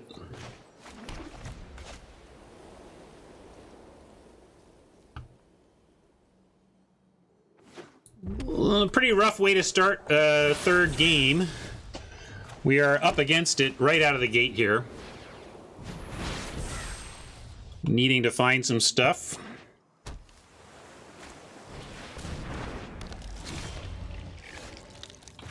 Not what we're looking for, but I'm not going to not play the Oracle either, so we do this and pass and start feeling the sad trombones playing. Yeah, it's fair, Hat. Hat wanted to keep the raise because it does recycle. Let's say we only get one swamp, then we can at least do something. We can get back an Oracle and recast it. You know, it does help tread water. I went a little bolder, but I understand Hat's line. I understand keep the raise line and get rid of this line as well. Now we've just got this and a foretelling.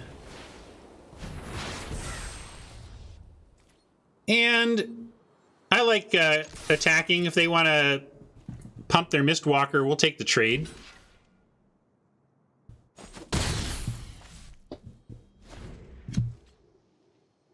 They called the bluff. Good to know. We don't have any swamps to threaten the Jarl, and I'd already played a land, so they weren't worried about it from that standpoint.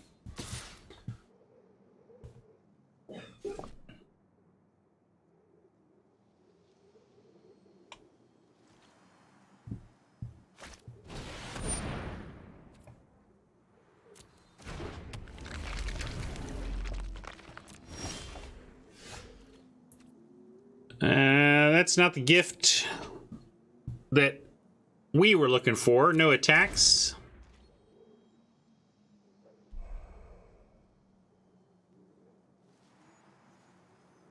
Why is it that like my 2-color decks just beat me up and down the block over mana, but when I play like 5-color greed nonsense, it's like, here, everything you got, everything you want, everything you need, sure.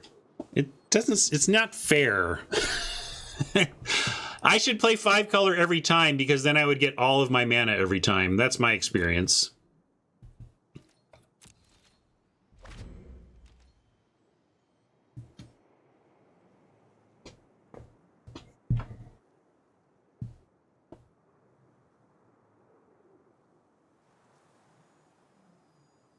This is sealed.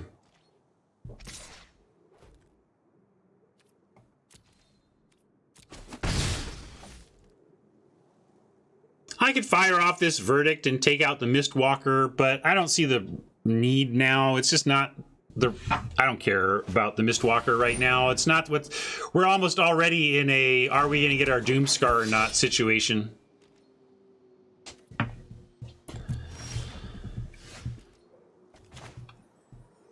Lovely. Hey, look, at least it's not a Plains. Well, it's not a basic... Well, it's not a Plains with only the word Plains on it. Yeah, I gotta run out Scald, right? That's the question, but we have nothing else to do.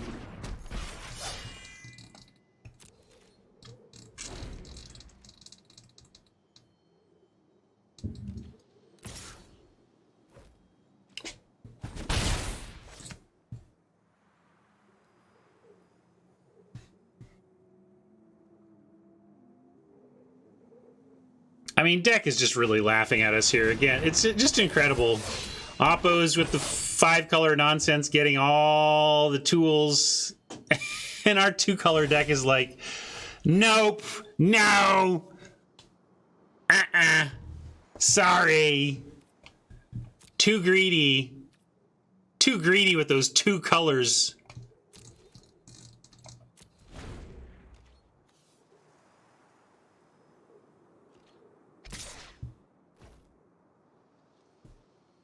Scoop to hide info. Power plays from Hat here.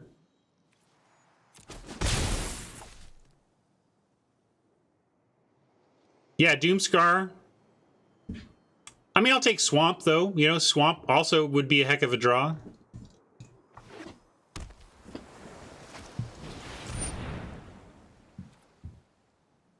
Can we get rid of that somehow?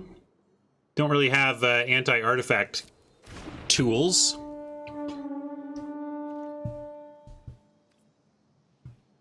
Again, not going to use the verdict. We do have our swamp. What do we want to do with this? I think if we play a Retribution, they probably finally use their removal on... Although maybe they would have used removal on Scald at this point. And what else are we doing? If we don't play the Retribution, we're playing like Kennel Master and attacking. I think we just play the Retribution and see what they got. Although if we wait until we have another... Demonic Gifts doesn't even give it indestructible or anything. Yeah, let's just do this. Make them have it. The thing is, I think they will, but we'll make them have it.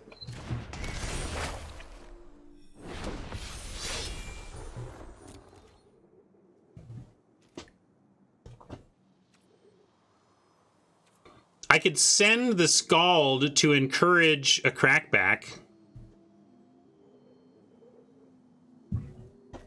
Like, we kind of want the crackback, like, make him do this thing. I'm gonna say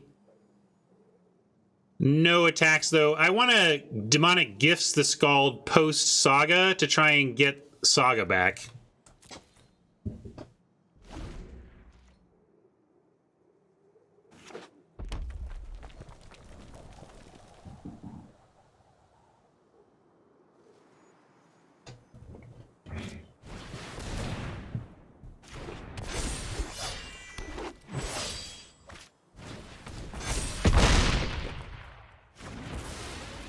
As feared. Well.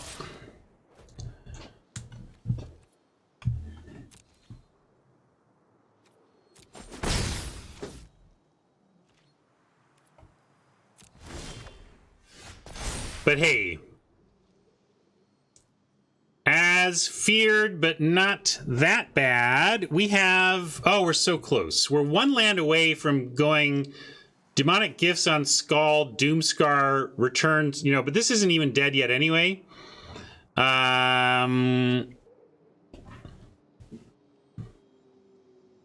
So we can instead, we could just foretell this. And hold out for one turn, yeah. You say need to cast. It's true that the War Master could but let's see, this, we chump. I mean, this doesn't give trample, does it?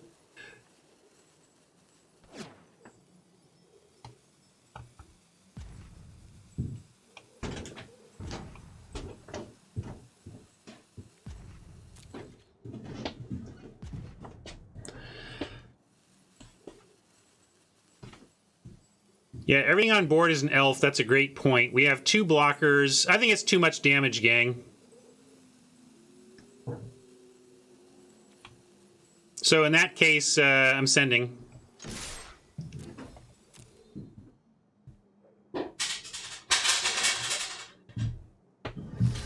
Telegraphing the world here, but that's what we're doing.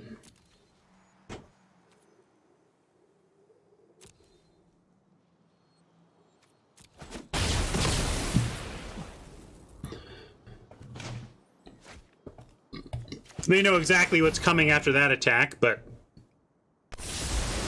still pretty good.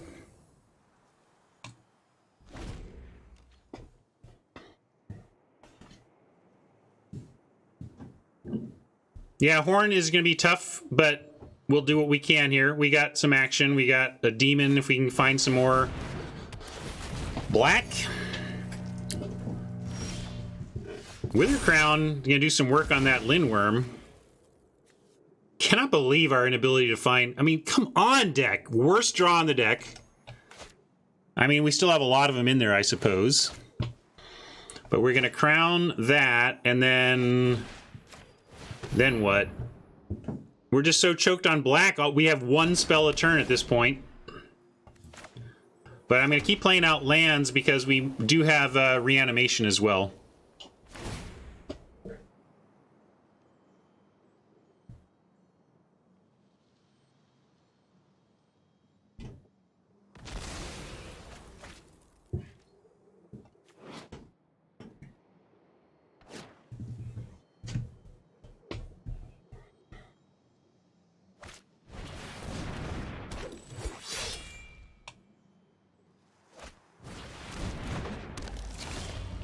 Oh, hello, deck. Well, thank you. Thank you.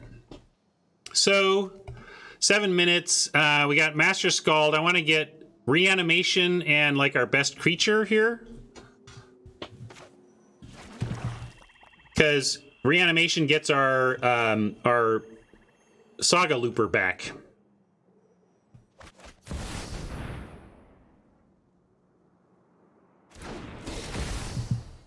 So we either get the second best. We either get, yeah. We don't. I don't think we have double. Although we could put double in here. We should talk about that. But I think we want raise and then like just our best card, like whatever you think our best card would be.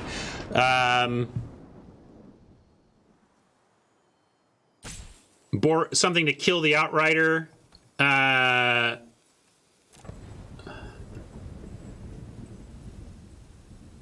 Poison.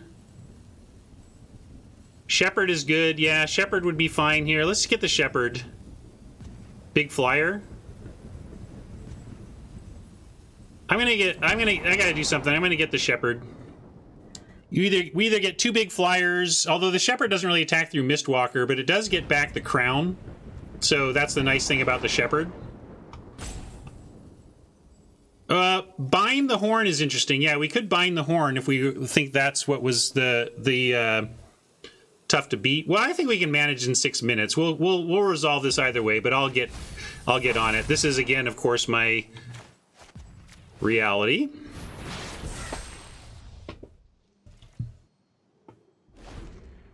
Yeah, I wanted to talk about bind. Like, we are in a spot with these pacifism style removals that it can be hard to tell exactly how good they are in set to set. And I have some thoughts on why it's so good here, and it's because there's so many powerful non-creature permanents, and bind takes care of those.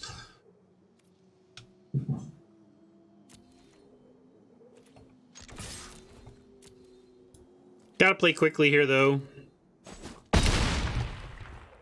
Shepherd and put the Wither Crown onto, well, Packmate or Rider. I'll go Packmate. Tough call. They're both, I want them both dead. Let's go Faithful here, though, and then we have Iron Verdict up. We're going to go Faithful and Raptor and actually not even care about our defense. We're just trying to get on offense here.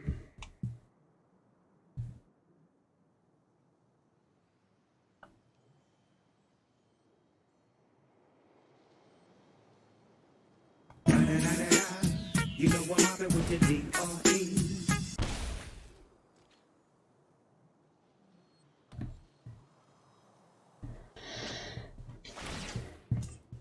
Crown on Mistwalker is reasonable, but I just think they're going to have to eventually chump. So I was just trying to win the race by removing their largest thing, reducing their largest thing. But definitely Mistwalker is an interesting call too. No, we don't have a Snow Swamp. I'm not sure why that would matter, but we don't.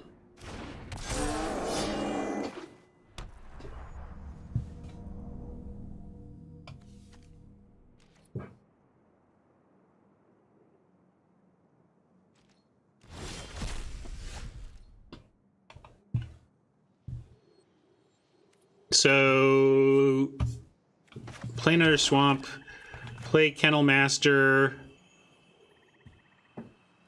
and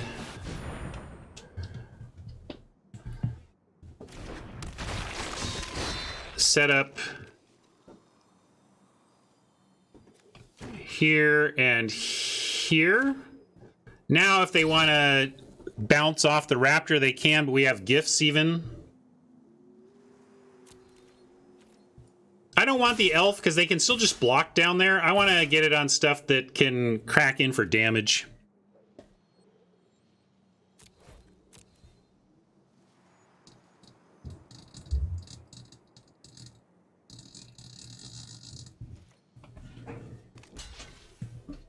Now we got to decide whether we're... Oh, if they go for the Mistwalker block, are we using Demonic Gifts to kill it?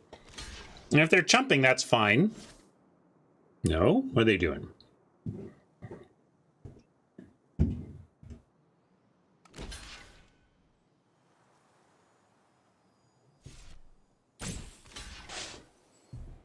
All right, they're going for that.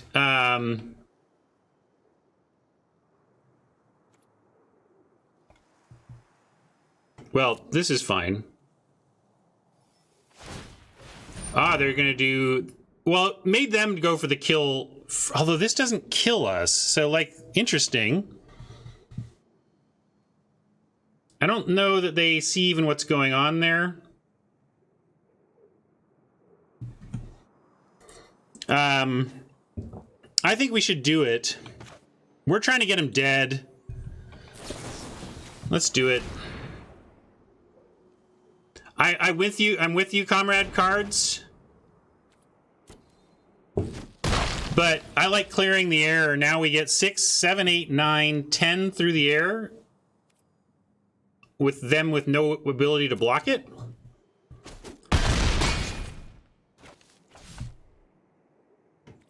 Yeah, they might have removal for the demon now, but then we still have 4 power in the air, them at 7, right? Like, even that is, even removal for the demon's not the worst. And they need to find it. If they don't find it, we just kind of win.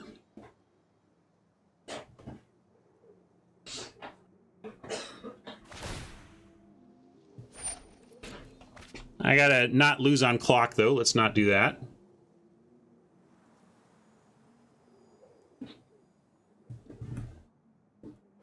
Nothing here that gets it done. If they're casting the Glittering Frost, we win, I think. Because, like, what are they casting? I mean, I can't imagine what they're doing this for in hand that they wouldn't have already been able to do.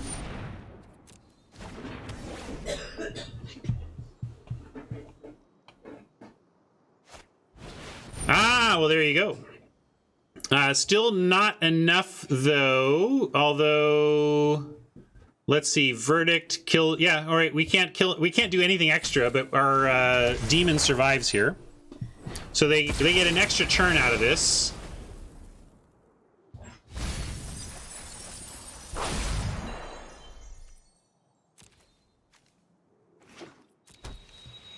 But hopefully that's indicating that that's their desperation move and they really need it to produce something. Oppo has 11 in library. 2 hour 14. I'll leave that land in hand in case it makes him nervous. Scry 3 doesn't help them if they can't draw.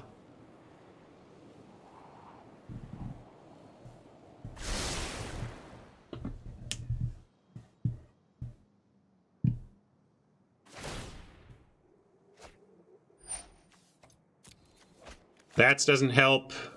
Blizzard Brawl. Oh my god! Are you serious? Really, Magic Gods? Really? Well played, Oppo. I mean, you gotta tip the hat.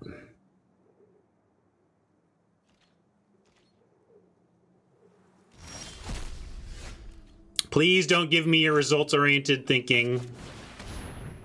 Unless you want to follow it by assessing objectively what you think might have been correct there. I mean,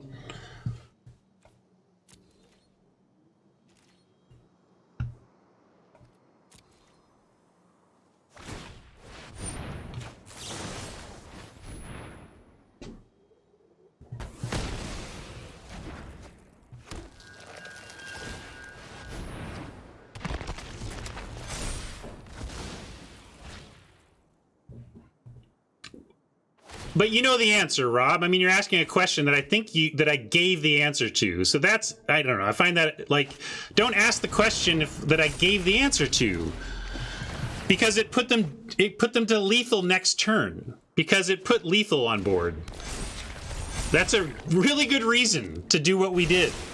If they have shown no removal for our flyers, if we kill this one now, we are lethal next turn. That was a really reasonable play.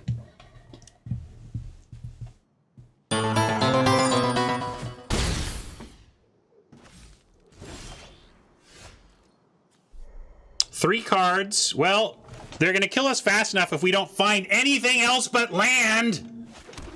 Jeez. Sorry to yell at incoming raiders, but a little frustrated here. How you doing, raiders? We kind of had this game on lock. Well, not on lock. We put them to needing an answer on their next turn. And now look, they just have it. Oppo has just gotten everything they needed.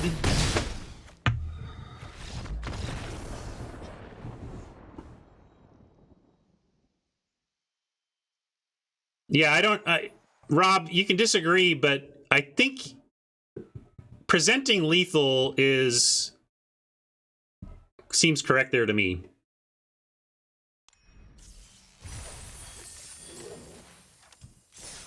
That sucked. That was a brutal loss. Brutal. I would be scaring the dog if I weren't on air, and I'm feeling salinated right now.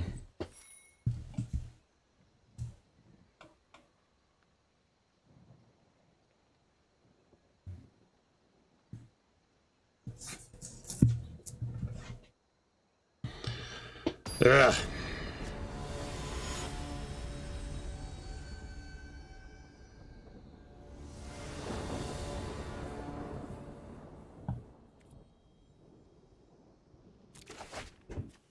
Yeah, it was a frustrating one to lose, partly because of what we were up against to get there. We're going to keep this.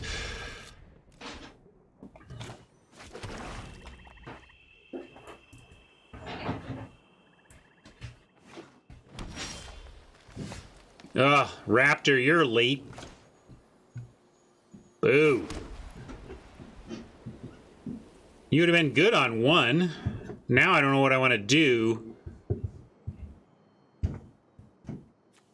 I guess we go Raptor now, because if we find a land, we get to go pick Raptor and attack, and that's okay. I mean, what else am I doing if not? I'm going to foretell that? Nah, I'm not. So I'll just do that. It's late, but still the correct play. You know what happened with the DRE.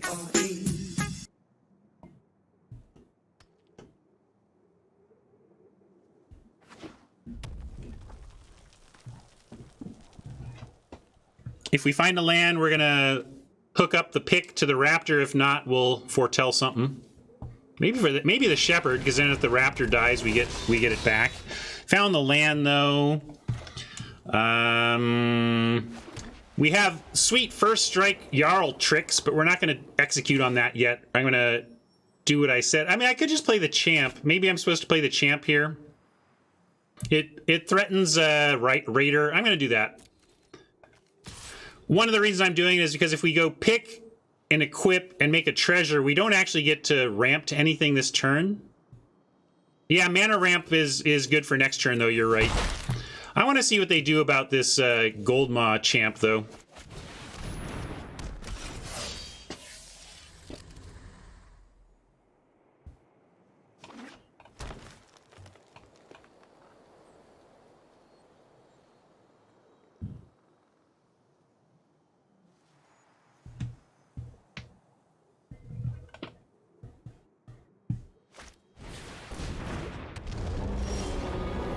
All right. I at least see now with a basic land, we can pick, equip, make treasure, and even foretell something off the treasure this turn.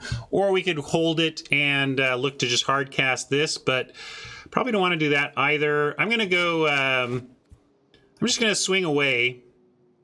And if they want to block with Yorn, we'll trade Goldmaw for Jarl and their Yorn. You know what I mean? We'll upgrade our Goldmaw into a Jarl and kill their Yorn.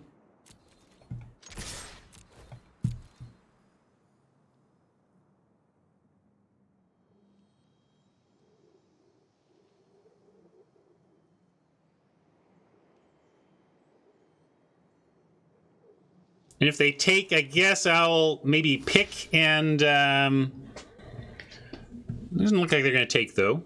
Let's see what they're thinking about. All right.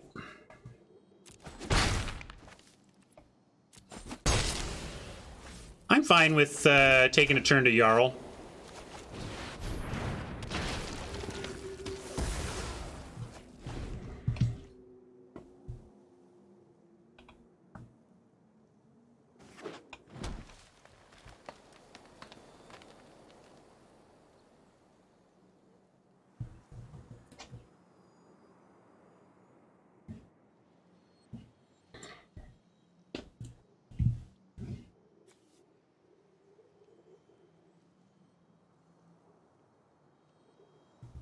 This is Jarl. This is Yames. This is Yimmy. I'm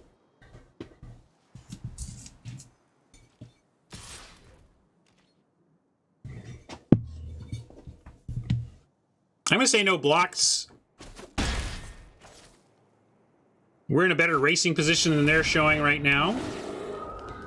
And now we can even pick up this Jarl, or just swing in and Jarl into Jarl. Let's get him. Should we get him?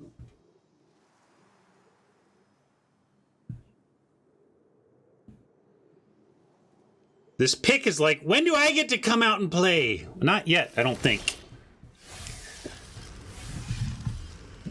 Well, we could go pick, equip, pick, and I think they kind of have to block, though.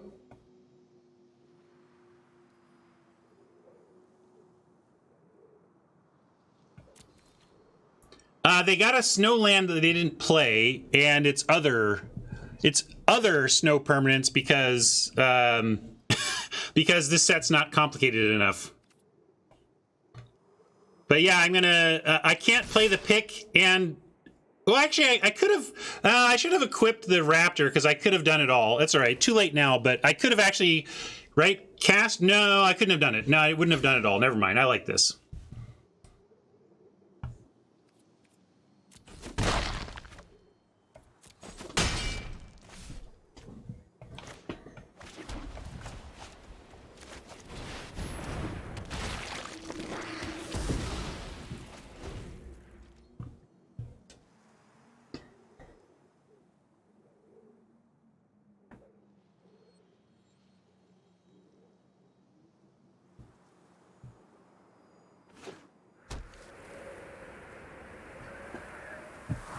Looks like a black splash coming online.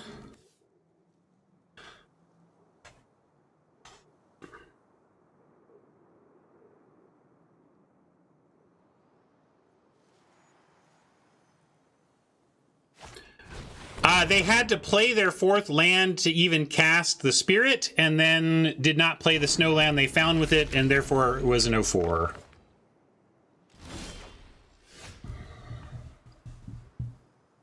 Well, here we are with a pick option again, but I don't even like it because I would rather just send in, offer any trades on the ground they want, and then play hard cast the Shepherd and play the pick after. And although we're not exactly crushing it in the air here, but I'm not sure they're going to block with the Realm Walker. We could play the pick on one of the Jarls, and then they can't single block and kill it. That's pretty appealing. And we could still foretell the Shepherd. Maybe I'll do that instead. Get this pick going one way or another. Now they'll probably trade Raider for the other Jarl.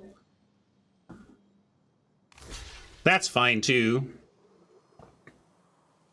If I can get the Realm Walker.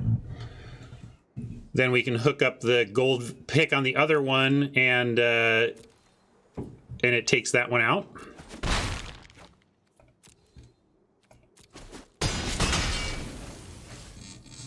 And not that scary, but I mean, mainly I want to be aggressive here, right? So I'm just continuing my aggression.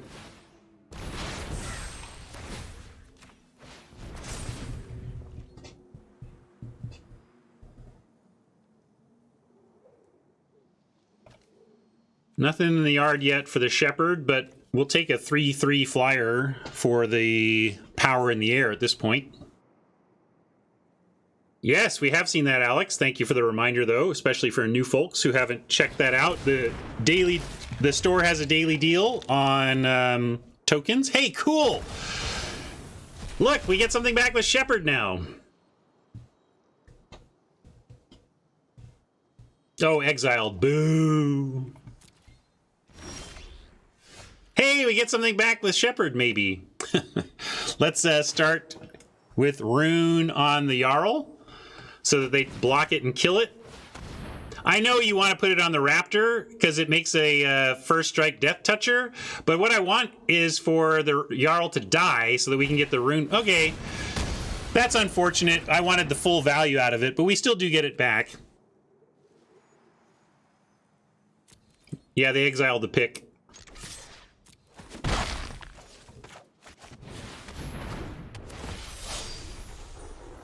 And I guess I'll attach it on the Raptor now. That's the best place for it. Cool. Nice card for us. Hopefully they don't make us discard. We also have another angel here, so it counts all angels, not just the token it makes.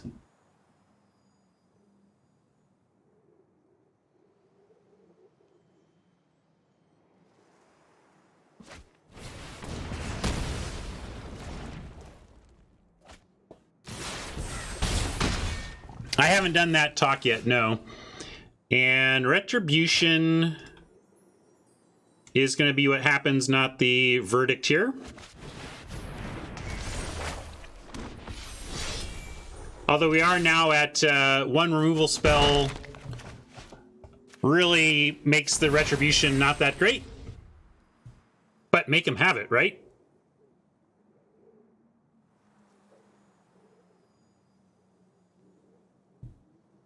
Yeah, puppy talk.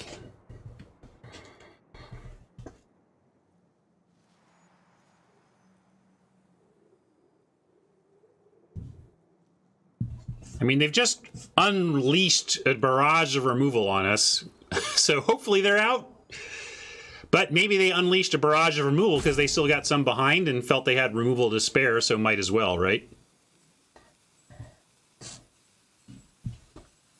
Although they're tanking, so suggests that maybe it's not a snap removal, although some people will tank and then do the obvious, do the thing that seems obvious. I know I have done that to many opponents just talking to chat. Not going to block and risk our angel at all, though.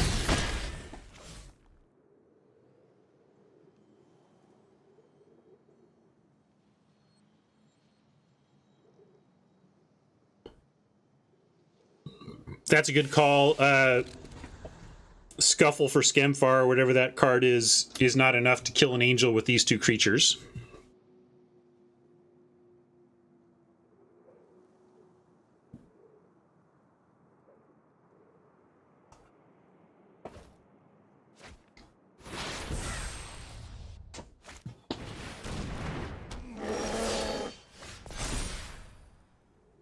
All right, we have insurance.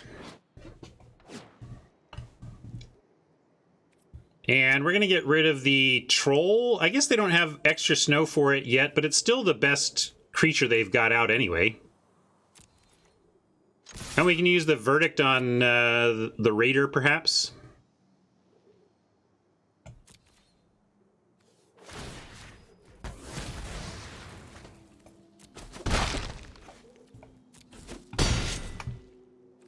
Kind of don't need to, though.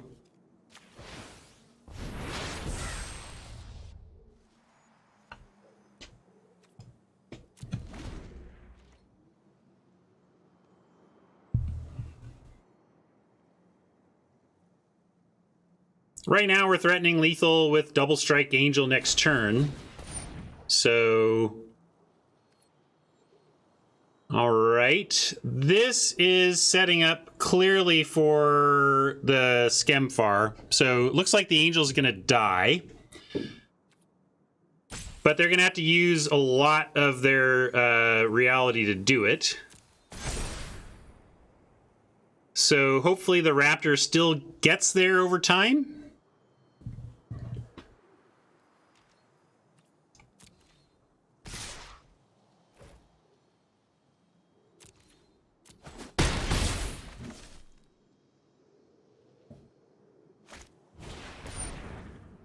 As expected. What would you have done, Scott? You want to kill the Vandal with the verdict or something?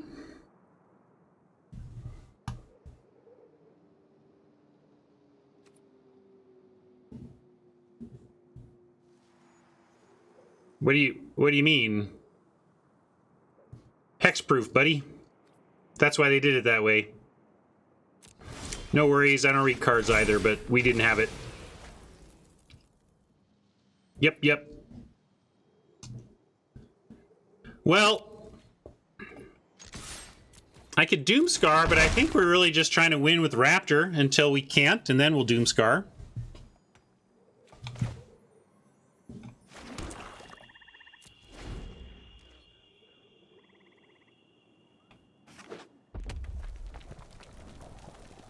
Right now, I think we want to race, and I'm just going to trade 1 for 1 until Oppo makes us do something else.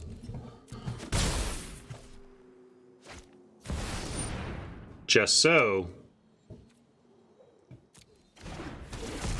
When does this happen?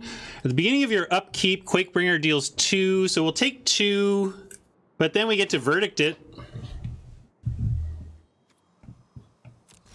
So I think we still want to try and...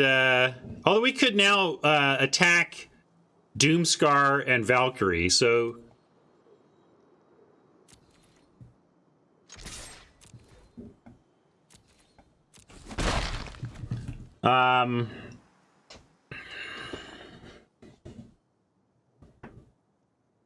It's not lethal. It's only 3 to the 4, but they're down to a card. I think we are on Doomscar Angel now.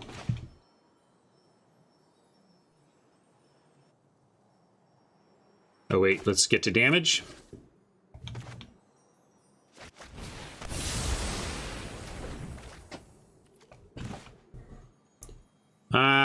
There could be haste, but I'm just going to hard cast this. Haste would mean the Iron Verdict would be useful, but I'm going to risk it.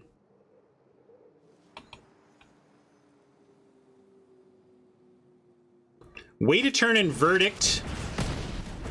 Well, because I was just afraid of losing to Quakebringer. Damn, like I didn't want to take anything, bottom line. It was extra cautious, I guess. Oh, Demonic Gifts.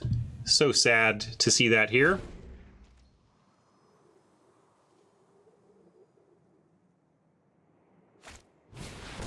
Packmate, a heck of a draw for Oppo. Board presence that draws additional cards. Our turn. Awesome draw. Ready? Oh, here comes the flood.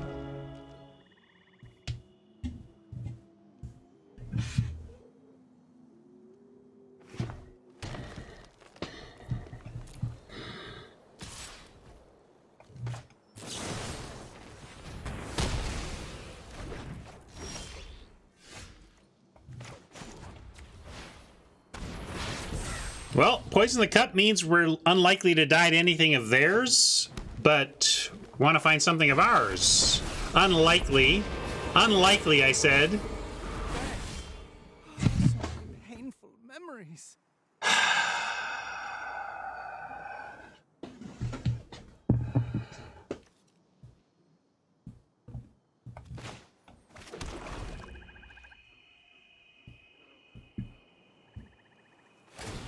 I mean, come on. We will say goodbye to flesh and blood.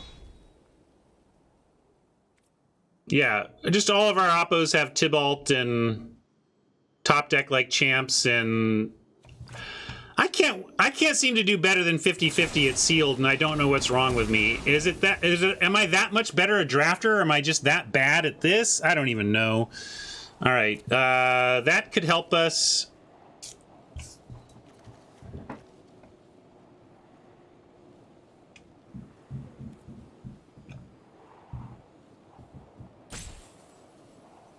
Yeah, but do we need bound in gold, right?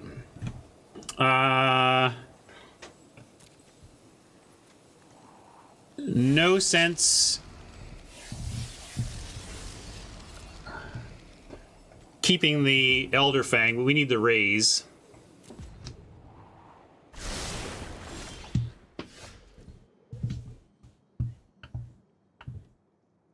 And we do have multiple angels, perchance?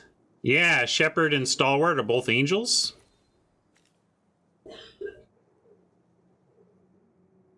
Double Jarl.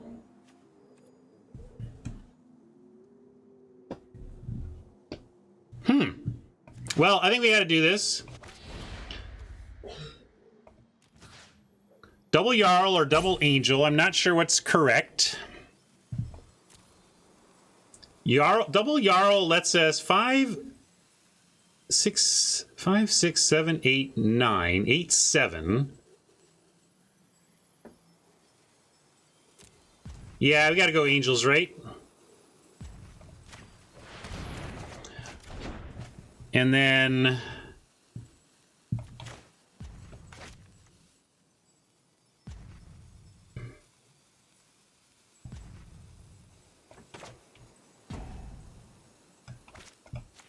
I'm gonna foretell Shepherd. I'm getting thrown by the clock here, gang. Sorry, this is not my best play. But we do have demonic gifts here.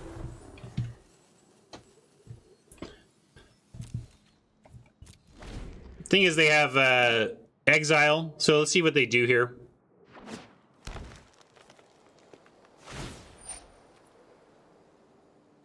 Oh, they're going -8.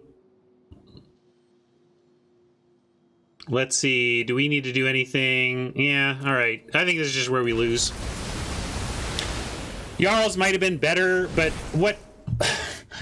I think there's a lot of planning to face for this. It's a lot of planning in the face of a Tybalt Ultimate.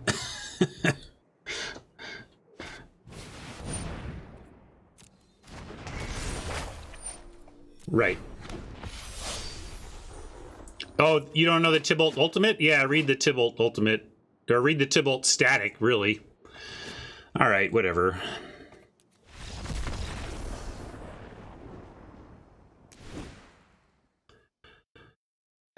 Just losing to Tybalts today.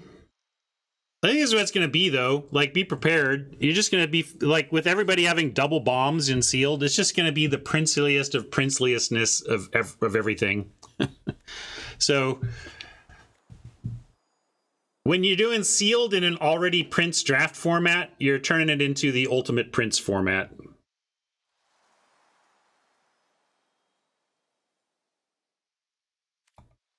Anyway, how do we sideboard against multicolor nonsense? I don't know. Same thing again. I feel like this deck is just trying to get under Oppos, even though we're the ones with Doomscar. So here we are again with the same feeling that I'm like wanting to bring in Kennel Masters to try and be, quote, aggro, but that doesn't, I don't know.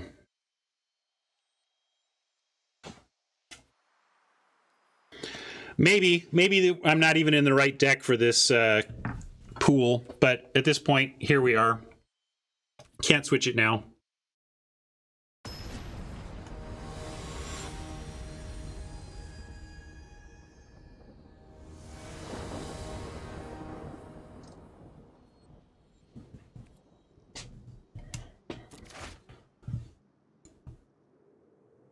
Weird opening hand, but we're going to keep. We at least get pick with Rune onto the pick. That's going to be cool.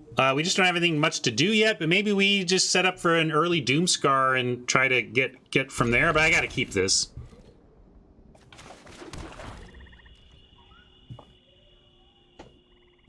Definitely want to go pick into Mortality if we don't draw land, which we didn't. Mortality next turn hunts for a land if we don't find one off the top.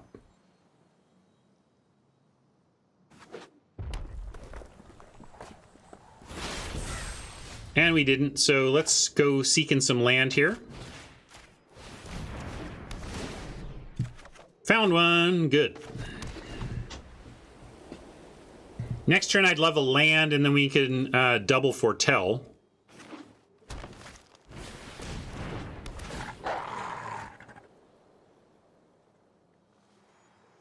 I especially like land double foretell because of it, just how it disguises that we're not just trying to trap them in a Wrath, although being mana screwed will kind of do that as well. I'm going to go ahead and foretell the Wrath because we may need to fire it off.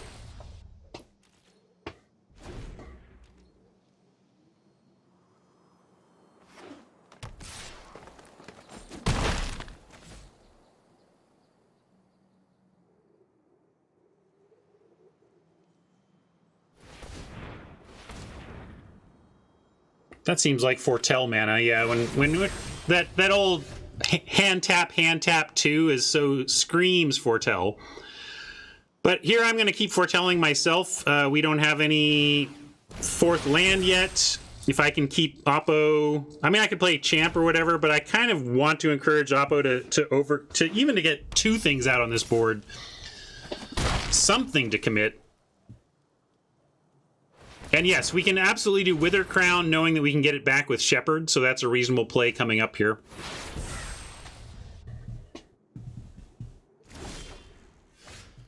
All right, now we actually have the land to be able to hardcast a Valkyrie. Yeah, this is double Demon Bolt, so we could lure that out. They're playing around the Doomscar that they've seen for sure here, which is fine. I like... Yeah, it's either Crown or just play out the Valkyrie. And since I'm so sure they're full of removal, I'm just going to go Valkyrie here, and then they're going to remove it, and that's fine. I'm going to draw out their removal, and maybe get them, like, maybe if they see me putting creatures out, they're like, okay, they don't have Doomscar because they're deploying creatures.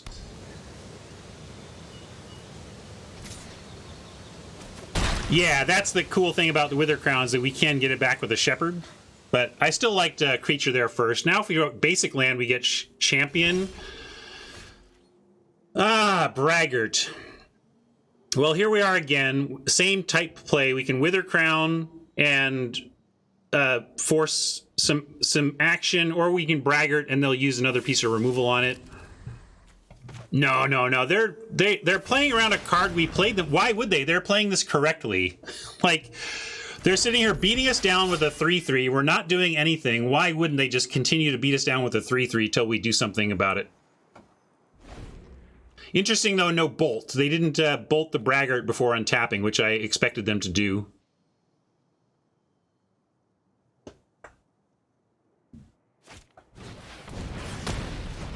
Champ equip, also fine. We'll do that maybe even next if... All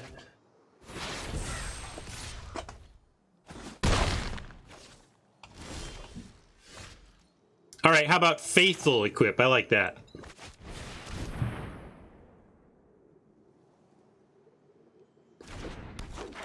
Getting pretty low. Now they probably kill this thing and bring us to 5.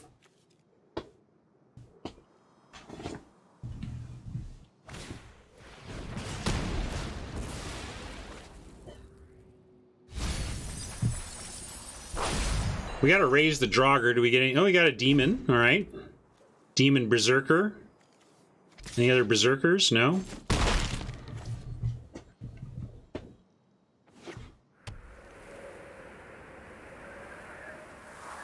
Come on, Oppo. Play one other creature.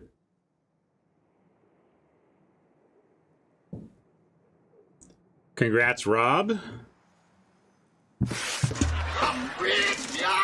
Doing better than us.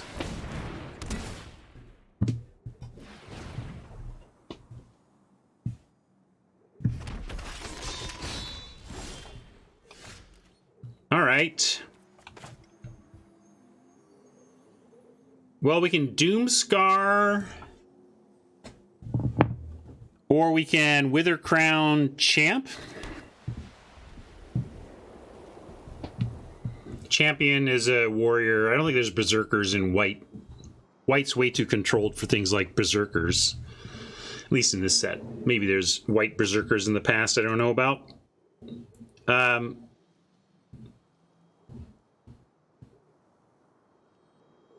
like Crown because if they don't, we can Crown the... Well, no, this has got Trample. I think we got a Doomscar.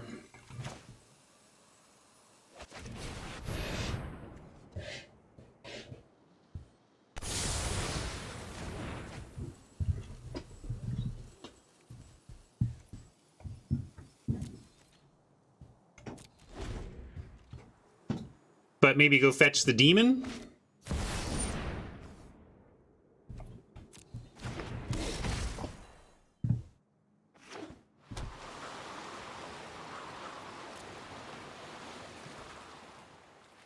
or Angel Warrior, Dwarf Warrior. We can get a couple warriors.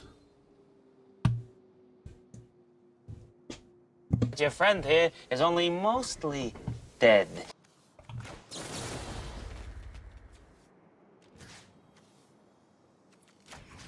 Don't you be redeeming lost memes before I've lost.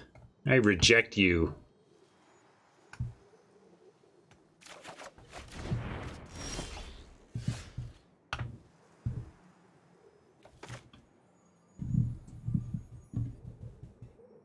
It's grim, though.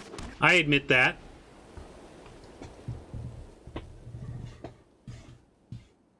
We might need a Wither Crown just to keep the power down here. And then drop Shepherd to bring... What do we have? Anything to bring back? Nothing to bring back. So maybe Crown Braggart here. Or Crown Valkyrie Hold Up Gifts. Oh, we don't have Hold Up Gifts because we only have one black.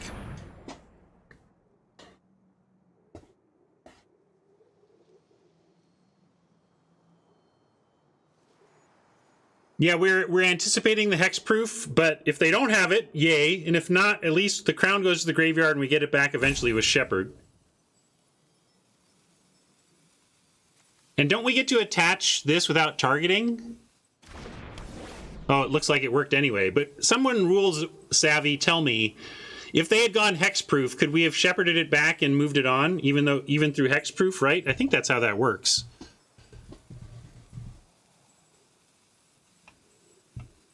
So I'm gonna go Braggart.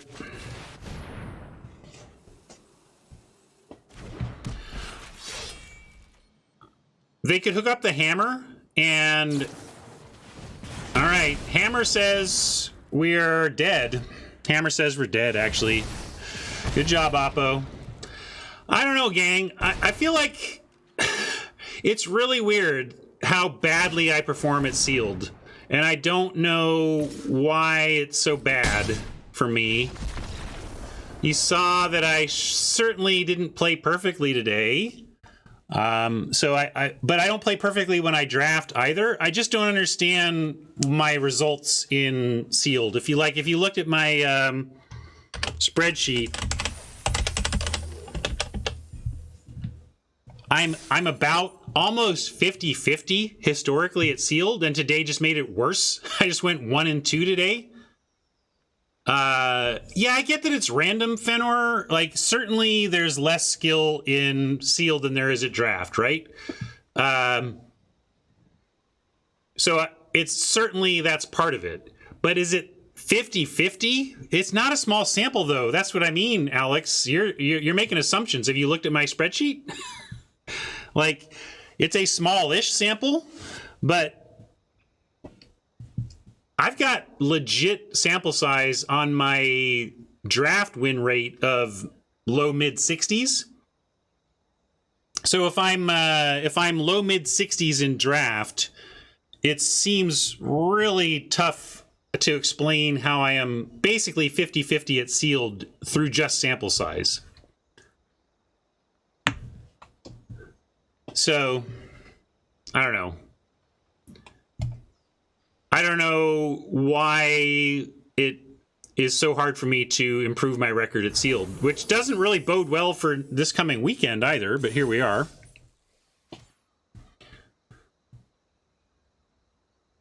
Historic has some new bannings.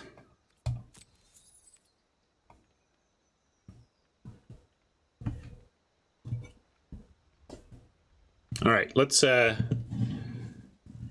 We got some other stuff. I'm not off air yet. Just to let you all know what's coming up here is I'm going to do a couple of AMAs, and then we're going to take a look at another Sealed pool. I'm not going to play a full event, but we did some homework. If you want to share the homework link, maybe I need to make that maybe I'll go put that on as my new stream deck. But anyway, let's say goodbye to YouTube friends, and then we'll do some AMA, and we'll do another Sealed open, or another Sealed build. But we'll talk to our YouTube friends later on. See ya, friends.